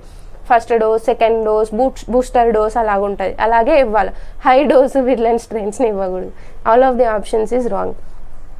Genetic material of SARS-CoV-2 recent మన అవుట్బ్రేక్ SARS-CoV-2 వైరస్లో ఉన్న జెనెటిక్ మెటీరియల్ ఏంటి? సో దాంట్లో ఉన్న జెనెటిక్ మెటీరియల్ RNA అనమాట. It's RNA virus. And example of cancer chemotherapeutic is. So కింద ఇచ్చిన వాటిలో క్యాన్సర్లో కీమోథెరపీలో యూజ్ చేసే క్యాన్సర్ కీమోథెరపీ ట్రీట్మెంట్ ఉంటుంది కదా, కీమోథెరపీ. సో అందులో యూజ్ చేసే మాలిక్యూల్ ఏది అని అడుగుతున్నారు. Ampicillin, azithromycin, amoxicillin. So ampicillin అన్నది యాంటీబయోటిక్, అజిత్రోమైసిన్ అన్నది కూడా యాంటీబయోటిక్, అమాక్సిలిన్ అన్నది కూడా యాంటీబయోటిక్. యాంటీబయోటిక్స్ మెయిన్గా మనకు బ్యాక్టీరియల్ ఇన్ఫెక్షన్స్ని, ఫంగల్ ఇన్ఫెక్షన్స్ని ట్రీట్ చేయడానికి ఇస్తారు, క్యాన్సర్ ట్రీట్మెంట్లో ఇవ్వరు. So the correct option here will be azacitidine. So azacitidine అన్నది మెయిన్గా ల్యూకేమియా వల్ల బాధపడుతున్న, ల్యూకేమియా అంటే nothing but blood cancer. So blood క్యాన్సర్తో బాధపడుతున్న వాళ్ళకు కీమోథెరపీలో అజాసైటిడిన్ అన్న ఒక కెమికల్ మాలిక్యూల్ని ఇస్తారనమాట. దీన్నే ఇంకొక పేరుతో విడాజా ఆర్ ఓనురెగ్ అని కూడా రెఫర్ చేస్తారు. ఈ అజాసైటిడిన్ ఏం చేస్తుందంటే ఆల్రెడీ బ్లడ్లో ఉన్న క్యాన్సర్ సెల్స్ని అన్నిటిని చంపేస్తుంది అనమాట. క్యాన్సర్ సెల్స్ని చంపి న్యూ సెల్స్, బ్లడ్లో న్యూ సెల్స్ ఫామ్ అయ్యేలాగా చేస్తుంది. ఇది మెయిన్గా బోన్ మ్యారోని ఇండ్యూస్ చేస్తుంది, న్యూ సెల్స్ ప్రొడ్యూస్ చేయమని. ఆల్రెడీ బ్లడ్లో ఎగ్జిస్ట్ అవుతున్న క్యాన్సర్ సెల్స్ని చంపేసి అబ్నార్మల్ సెల్స్ని అన్నిటిని కిల్ చేసేసి బోన్ మ్యారోకి సిగ్నల్ ఇస్తుంది, నువ్వు బ్లడ్లో కొత్త సెల్స్ని ప్రొడ్యూస్ చెయ్యి అని. అది ఆ విధంగా అజాసైటిడిన్ అన్నది పనిచేస్తుంది అనమాట. Okay, So the correct option here will be option 3. Then AMR refers to, AMR ante nothing but antimicrobial resistance. So the correct option here will be option 1. ఏంటి యాంటీమైక్రోబియల్ రెసిస్టెన్స్ అంటే మనం అవసరం ఉన్నా అవసరం లేకోకుండా యాంటీబయోటిక్స్ వాడామనుకోండి కొన్ని రోజుల తర్వాత ఆ యాంటీబయోటిక్ మనకు పనిచేయడం మానేస్తుంది అనమాట. దాన్నే మనం ఏమంటామంటే యాంటీమైక్రోబియల్ రెసిస్టెన్స్ అంటాం. సో కాబట్టి జనాల్లో యాంటీమైక్రోబియల్ రెసిస్టెన్స్ గురించి అవేర్నెస్ క్రియేట్ చేస్తారు. బ్లూ డ్రెస్ వేసుకొని, మీరు ఎక్కడన్నా చూసింటారు ర్యాలీస్ చేస్తుంటారు బ్లూ డ్రెస్ వేసుకొని, దాని అర్థం యాంటీబయోటిక్స్ని ఎక్కువగా వాడకండి, అవసరం ఉంటే తప్ప వాడకండి. అండ్ యాంటీబయోటిక్స్ వాడేటప్పుడు ఖచ్చితంగా ప్రిస్క్రిప్షన్ ఫాలో అవ్వండి. ఈరోజు యాంటీబయోటిక్ వేసుకున్నా, నేను టుమారోకి యాంటీబయోటిక్ వేసుకున్న కారణంగా నాకు సిమ్టమ్స్ తగ్గిపోయాయి, వెంటనే యాంటీబయోటిక్ని కట్ ఆఫ్ చేయకూడదు. వాళ్ళు డోస్ ఇచ్చింటారు, 3 days వాడండి, 5 days వాడండి, 10 days వాడండి, 15 days వాడండి. పక్కాగా అన్ని రోజులు మనం వాడాల్సిందే. ఒకవేళ అలా వాడుకోకుండా మధ్యలో దాన్ని బ్రేక్ చేస్తే దానివల్ల మన బాడీలో యాంటీమైక్రోబియల్ రెసిస్టెన్స్ అన్నది డెవలప్ అవుతుంది. దానివల్ల మీరు మళ్ళీ తిరిగి యాంటీబయోటిక్ వేసుకున్నా దానివల్ల ఎటువంటి ఉపయోగం అన్నది ఉండదు అనమాట. మీరు ఆ బ్యాక్టీరియా అన్నది ఆ యాంటీబయోటిక్కి రెసిస్టెన్స్ గెయిన్ చేసేసుకుంటుంది అనమాట. ఇది చాలా ప్రమాదకరం. బికాస్ ఒకసారి యాంటీబయోటిక్ పనిచేస్తే ఇంకొకసారి యాంటీబయోటిక్ పని చేయకుండా తయారైంది అనుకోండి, మీ డిసీజ్ క్యూర్ అవ్వడం చాలా కష్టం అవుతుంది. సో కాబట్టి యాంటీబయోటిక్స్ని వాడేటప్పుడు చాలా జాగ్రత్తగా వాడాలి. ఏ బ్యాక్టీరియల్ ఇన్ఫెక్షన్ ఉంటేనే లేదా ఫంగల్ ఇన్ఫెక్షన్ ఉంటేనే మనము యాంటీబయోటిక్స్ని వాడాలి. వైరల్ ఇన్ఫెక్షన్ ఉంటే మనం యాంటీబయోటిక్స్ని వాడకూడదు. యాంటీబయోటిక్స్ వైరసెస్ని ఏమే కానీ చేయలేవు. కోవిడ్లో చాలామంది యాంటీబయోటిక్స్ని ఊరికేనే వేసుకున్నారు. దానివల్ల ఎటువంటి లాభం లేదు. వైరస్ని చంపాలంటే యాంటీవైరల్స్ ఉంటాయి. యాంటీబయోటిక్స్ బ్యాక్టీరియా పైన ఫంగై పైన మాత్రమే పనిచేస్తాయి, వైరస్ పైన పనిచేయవు. ఓకే, మీరు అవేర్నెస్ క్రియేట్ చేయాలి మీ ఇంట్లో కూడా. ఈ విధంగా ఇట్లాంటి విషయాలన్నీ చెప్పి యాంటీబయోటిక్స్ ఊరికే వాడకండి. జలుబు వచ్చినా కూడా అంతే, నార్మల్ వైరల్ ఇన్ఫెక్షన్స్ వచ్చినా కూడా అంతే. చాలామంది ఊరికేనే యాంటీబయోటిక్స్ వేసేసుకుంటూ ఉంటారు. మీరు ట్యాబ్లెట్ వేసుకున్నా ట్యాబ్లెట్ వేసుకోకపోయినా జలుబు అన్నది ఆటోమేటిక్గా 7 daysలో తగ్గిపోతుంది. ఒకవేళ సివియర్గా కాకోకుండా నార్మల్ పీపుల్కి అయితే. అలర్జీ, ఆస్తమా కండిషన్స్ ఉంటే 7 days తర్వాత ఖచ్చితంగా డాక్టర్ని కన్సల్ట్ అయ్యే ట్రీట్మెంట్ తీసుకోవాలి. మీరే ఓన్గా ఇంట్లో యాంటీబయోటిక్స్ వేసుకుంటూ ఉండకూడదు. Okay, phylogenetic methods use, phylogenetic trees create చేస్తారు కదా, ఇలాంటి ఫైలోజెనెటిక్స్ ట్రీస్ క్రియేట్ చేస్తూ ఉంటారు కదా, చూసింటారు మీరు ఈకాలజీ ఎవల్యూషన్ దాంట్లో చూసింటారు. సో ఇలాంటి ఫైలోజెనెటిక్స్ ట్రీస్ని క్రియేట్ చేసేటప్పుడు యూజ్ చేసే సీక్వెన్స్ ఏంటి అని అడుగుతున్నారు. Nucleotide, amino acid, nucleotide and amino acid, lipid. So ఈ ఫైలోజెనెటిక్ ట్రీస్ని క్రియేట్ చేసేటప్పుడు 2 nucleotide sequence and amino acid sequence రెండింటిని యూజ్ చేస్తారనమాట. Okay, next question. 5' UTR and 3' UTR refers to. UTR అంటే ఏంటి? UTR అంటే నథింగ్ బట్ అన్ట్రాన్స్లేటెడ్ రీజియన్స్. అదే question అడిగారు ఇక్కడ. సో UTR అంటే ఆ పార్ట్స్ అన్నవి ట్రాన్స్లేట్ అవ్వవు అనమాట, అందుకే వాటిని మనం అన్ట్రాన్స్లేటెడ్ రీజియన్స్ అని రెఫర్ చేస్తాం. So the correct option here will be option 2. Next, the carbon number with in the pentose sugar that differs between the DNA and RNA. So మనకు DNAకి RNAకి డిఫరెన్స్ ఎక్కడ ఉంటుంది అంటే 2' కార్బన్ పైన ఉంటుంది అనమాట. So the correct option here will be option 2. Next, after Gram staining Gram positive and Gram negative bacteria respectively are stained ఏ కలర్లో కనిపిస్తాయి అని అడుగుతున్నారు. ఒకటి గుడ్డిగా గుర్తుపెట్టుకోండి, గ్రామ్ పాజిటివ్ బ్యాక్టీరియా ఎప్పుడు పర్పుల్ కలర్లో కనిపిస్తాయి ఆర్ వైలెట్ కలర్లో కనిపిస్తాయి. గ్రామ్ నెగటివ్ బ్యాక్టీరియా ఎప్పుడు పింక్ ఆర్ రెడ్ కలర్లో కనిపిస్తాయి. Okay, so Gram positive bacteria purple, Gram negative bacteria pink or red colour. So the correct option here will be option 1. Okay, next question. Ringworm is an infection of. So ringworm అంటే మనం నార్మల్గా వింటాం తామర వచ్చిందా అలా చూపిస్తుంటారు కదా మనకి టీవీలో కూడా యాడ్స్. సో ఆ రింగ్ వార్మ్ అన్నది మెయిన్గా ఫంగల్ ఇన్ఫెక్షన్ అనమాట. So it's a infection of fungus. Okay, mucormycosis is caused by. నేను ఇందాకే చెప్పా ఇంతకుముందు క్వశ్చన్ డిస్కస్ చేసేటప్పుడు, మైకో అన్న టర్మ్ ఎక్కడ తగిలినా అది ఫంగైకి సంబంధించింది అని. సో బ్లైండ్గా ఫంగస్ అని పెట్టేయచ్చు మీరు. ఇక్కడ బ్యాక్టీరియా ఉంది, వైరస్ ఉంది, వార్మ్స్ ఉంది. మైకో అంటే అర్థం ఏమి ఫంగై, అంతే, ఇంకేం అవసరం లేదు. మ్యూకోర్మైకోసిస్ అన్నది ఎవరి వల్ల క్రియేట్ అవుతుంది? ఫంగల్ ఆర్గానిజమ్స్ వల్ల క్రియేట్ అవుతుంది. ఇది చాలా రేర్ డిసీజ్. సో బేసిక్గా స్టెరాయిడ్స్ యూజ్ చేసే ఉమెన్లో ఈ మ్యూకోర్మైకోసిస్ అన్న డిసీజ్ అన్నది రిజల్ట్ అవుతుంది అనమాట. Okay, next temporal separation of the events of dark reaction happens in separation events అన్నవి సపరేట్ అవ్వడానికి టెంపోరల్ సెపరేషన్ అంటాం అనమాట. సో ఈ టెంపోరల్ సెపరేషన్ అన్నది ఓన్లీ క్యామ్ ప్లాంట్స్లో చూస్తాం, C3 ప్లాంట్స్లో C4 ప్లాంట్స్లో చూడమన్నమాట. సో క్రస్యులేషన్ మెటబాలిజంలో క్యామ్ ప్లాంట్స్లో మాత్రమే ఇట్లాంటి టెంపోరల్ సెపరేషన్ని మనం అబ్జర్వ్ చేస్తాం. Okay, under anaerobic conditions pyruvate is converted to anaerobic conditions దగ్గర మనకు పైరువేట్ అన్నది, ఏరోబిక్ కండిషన్స్లో అయితే పైరువేట్ అన్నది TCA cycle, electron transport chain, oxidative ఫాస్ఫోరిలేషన్లోకి ఎంటర్ అవుతుంది. అనరోబిక్ కండిషన్స్లో మాత్రం ఈ పైరువేట్ అన్నది ఫర్మెంటేషన్ ప్రాసెస్లోకి ఎంటర్ అవుతుంది. సో ఫర్మెంటేషన్ ప్రోడక్ట్లో ఇథైల్ ఆల్కహాల్ ఫర్మెంటేషన్లోకి ఎంటర్ అయితే ఆ ప్రోడక్ట్ ఫైనల్గా ఇథనాల్ని ఇస్తుంది అనమాట. సో పైరువేట్ అన్నది ఒకవేళ గేట్వే రియాక్షన్లోకి ఎంటర్ అయితే ఏరోబిక్ రెస్పిరేషన్లో అసిటైల్ కోయేని ఇస్తుంది, గ్లూకోజ్ని ఇవ్వదు. తర్వాత ఈ అసిటైల్ కోయే ఎప్పుడైతే సిట్రిక్ యాసిడ్ సైకిల్లోకి ఎంటర్ అవుతుందో అప్పుడు సిట్రేట్ ఇస్తుంది. కానీ ఇక్కడ మనకు ఎనరోబిక్ అడిగారు కాబట్టి ఇది correct option here will be ethanol. Aerobic అడిగింటే ఈ మూడిట్లో ఏదో ఒకటి కరెక్ట్ అయ్యేది అనమాట. ఏరోబిక్లో అయితే అది ఏం క్రియేట్ చేస్తుంది, ఫర్మెంటేషన్ని బట్టి ఇథనాల్, బ్యూటనాల్ అలాగా జనరేట్ చేస్తుంది అనమాట, లాక్టిక్ యాసిడ్ అలాగా జనరేట్ చేస్తుంది అనమాట. Okay, Bacillus thuringiensis is used as BT toxin, BT brinjal, BT cotton ఇలా యూజ్ చేస్తున్నారు కదా. సో ఇది ఎందుకు యూజ్ చేస్తున్నారు అంటే ఈ బ్యాసిల్లస్ తురంజెనిసిస్ అన్న బ్యాక్టీరియా ఒక టైప్ ఆఫ్ ప్రోటీన్ని ప్రొడ్యూస్ చేస్తుంది, దాన్ని మనం cry protein or BT toxin అంటాం. ఈ BT టాక్సిన్ ఇన్సెక్ట్స్ని చంపే కేపబిలిటీ ఉంటుంది అనమాట. సో కాబట్టి బ్యాసిల్లస్ తురంజెనిసిస్ అన్నది ఒక ఇన్సెక్టిసైడ్. ఈ బ్యాక్టీరియాని యూజ్ చేసి డెవలప్ చేసిన ట్రాన్స్జెనిక్ ప్లాంట్స్నే మనం BT ప్లాంట్స్ అంటాం. BT cotton, BT brinjal are the example. Okay, next question, aflatoxin is produced by. Aflatoxin అన్నది ఒక ఫంగల్ టాక్సిన్ అనమాట, అది కార్సినోజెనిక్. మనం ఎప్పుడైనా చెనిక్కాయలు తింటుంటాం అనుకోండి, ఒక చెనిక్కాయ కొంచెం చేదు అనిపిస్తుంది, అబ్జర్వ్ చేశారా మీరు ఎప్పుడైనా? అలాంటి చెనిక్కాయలను అస్సలు తినకూడదు. సో దాంట్లో ఏముంటాయంటే ఆఫ్లాటాక్సిన్స్ ఉంటాయి అనమాట. ఆఫ్లాటాక్సిన్స్ అన్నవి కార్సినోజెనిక్ అంటే ఇది క్యాన్సర్ని ఇండ్యూస్ చేసే క్యాపబిలిటీ కలిగి ఉంటాయి అనమాట. సో వీటిని డిస్కార్డ్ చేయాలి. ఈ ఆఫ్లాటాక్సిన్స్ అన్నవి మెయిన్గా 2 టైప్స్ ఆఫ్ ఫంగై వల్ల ప్రొడ్యూస్ అవుతాయి. ఒకటి ఆస్పర్జిల్లస్ ఫ్లేవర్స్, ఇంకొకటి ఆస్పర్జిల్లస్ పారాసైటికస్. ఆఫ్లాటాక్సిన్స్ ని ప్రొడ్యూస్ చేసే ఫంగై యొక్క పేరేంటి? ఆస్పర్జిల్లస్ ఫ్లేవర్స్, ఇంకొకటి ఆస్పర్జిల్లస్ పారాసైటికస్. సో ఈ 2 ఫంగై కూడా ఏం చేస్తాయి అంటే ఆఫ్లాటాక్సిన్స్ని ప్రొడ్యూస్ చేస్తాయి. దీస్ ఆర్ కార్సినోజెనిక్ అనమాట. సో బట్ ఆస్పర్జిల్లస్ ఫ్యూమిగేటస్ అన్నది ఆఫ్లాటాక్సిన్ని ప్రొడ్యూస్ చేయదు.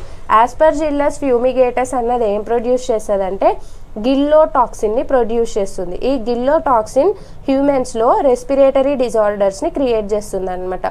ఓకే, సో ఇక్కడ కరెక్ట్ ఆప్షన్ ఇవ్వలేదు, రాంగ్ ఆప్షన్ ఇచ్చారు.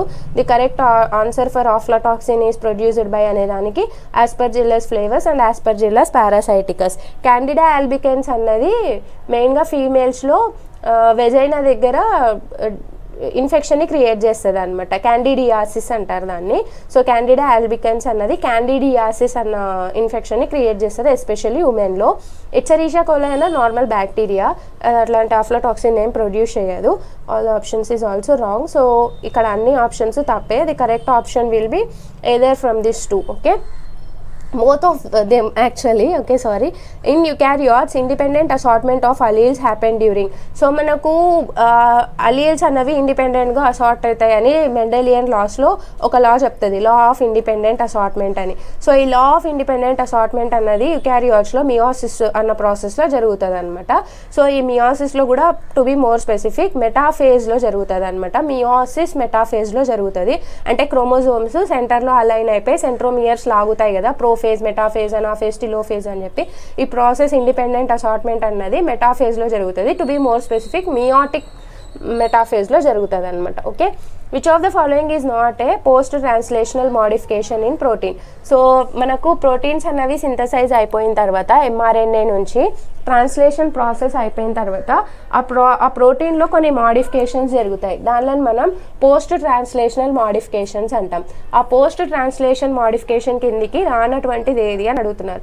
సో మన ప్రోటీన్కి ఫాస్ఫేట్ గ్రూప్స్ యాడ్ అయితే దాన్ని మనం ఫాస్ఫోరైలేషన్ అంటాం. ఇది ఒక పోస్ట్ ట్రాన్స్లేషనల్ మోడిఫికేషనే. అసిటైల్ గ్రూప్ యాడ్ అయితే అసిటైల్ అడినైలేషన్ అంటాం. ఇది కూడా ఒక పోస్ట్ ట్రాన్స్లేషనల్ మోడిఫికేషనే. మిథైల్ గ్రూప్స్ యాడ్ అవుతాయి, దాన్ని మనం మిథైలేషన్ అంటాం. ఇది కూడా ఒక పోస్ట్ ట్రాన్స్లేషనల్ మోడిఫికేషనే. పాలీ అడినైలేషన్ అంటే నేను ఇందాకే చెప్పా, mRNA పైన అడినైన్ మాలిక్యూల్స్ అన్నవి చాలా number of adenine molecules add అయితే దాన్ని పాలీ అడినైలేషన్ అంటాం. ఈ పాలీ అడినైలేషన్ అన్నది ఒక పోస్ట్ ట్రాన్స్క్రిప్షనల్ మోడిఫికేషన్. ట్రాన్స్క్రిప్షన్ అయిపోయిన తర్వాత జరిగే మోడిఫికేషన్స్లో వచ్చేది poly adenylation, 5' capping, splicing of introns, ఇవన్నీ post transcriptional modifications. Post translational modifications కిందికి రాదు ఇది. So the correct option here will be poly adenylation. Which of the following is an artificial molecule? కింద ఇచ్చిన వాటిలో ఆర్టిఫిషియల్ మాలిక్యూల్ ఎవరు? siRNA, shRNA, miRNA, snORNA. siRNA అంటే nothing but small interfering RNA. నేను last వీడియోలో చెప్పా దీని గురించి ఇన్ డీటెయిల్గా. తర్వాత SHRNA అన్నది ఒక ఆర్టిఫిషియల్ మాలిక్యూల్. ఇది ఏ ఆర్గానిజము ప్రొడ్యూస్ చేయదు, మనమే ఆర్టిఫిషియల్గా దీన్ని సింథసైజ్ చేస్తాం. SHRNAని మనం మెయిన్గా జీన్ సైలెన్సింగ్ కోసం యూజ్ చేస్తాం అనమాట. SHRNA అన్నది ఏదైనా ఒక జీన్ని సైలెన్స్ చేయాలంటే యూజ్ చేసే RNAనే మనం SHRNA అంటాం. బట్ SHRNA అన్నది నార్మల్గా మన బాడీలో ప్రొడ్యూస్ అవ్వదు, ఇది ఆర్టిఫిషియల్గా మనం సింథసైజ్ చేస్తాం. SHRNA యొక్క ఫుల్ ఫామ్ ఏంటంటే short hairpin RNA or small hairpin RNA. ఇది హెయిర్ పిన్ లూప్ లాగా ఉంటుంది అనమాట. సో చిన్న లూప్ లాగా ప్రెజెంట్ అయి ఉంటుంది ఈ విధంగా. దాన్ని మనం ఏమంటామంటే SHRNA అంటాం. miRNA అంటే మైక్రో RNA, snORNA అంటే స్మాల్ న్యూక్లియోలార్ RNA. ఇవన్నీ కూడా బ్యాక్టీరియాలోనో యానిమల్స్లోనో ఎక్కడో ఒక దగ్గర ప్రెజెంట్ అయి ఉంటాయి. బట్ SHRNA అన్నది అలా ప్రెజెంట్ అయ్యి ఉండదు, ఇది ఆర్టిఫిషియల్గా సింథసైజ్ చేస్తాం. సో కాబట్టి దాన్ని మనం ఆర్టిఫిషియల్ మాలిక్యూల్ అని రెఫర్ చేస్తాం. Okay, so hope this video is helpful for you guys. దయచేసి మీకు వీడియో నచ్చితే దయచేసి లైక్ చేయండి, సో దట్ ఈ వీడియో చాలా మందికి రీచ్ అవుట్ అవుతుంది, నాకు కూడా బెనిఫిట్ అన్నది వస్తుంది, ఛానల్కి రీచ్ అన్నది పెరుగుతుంది. If you like this video please hit the like button, subscribe the channel and share it with your friends. Thank you for watching.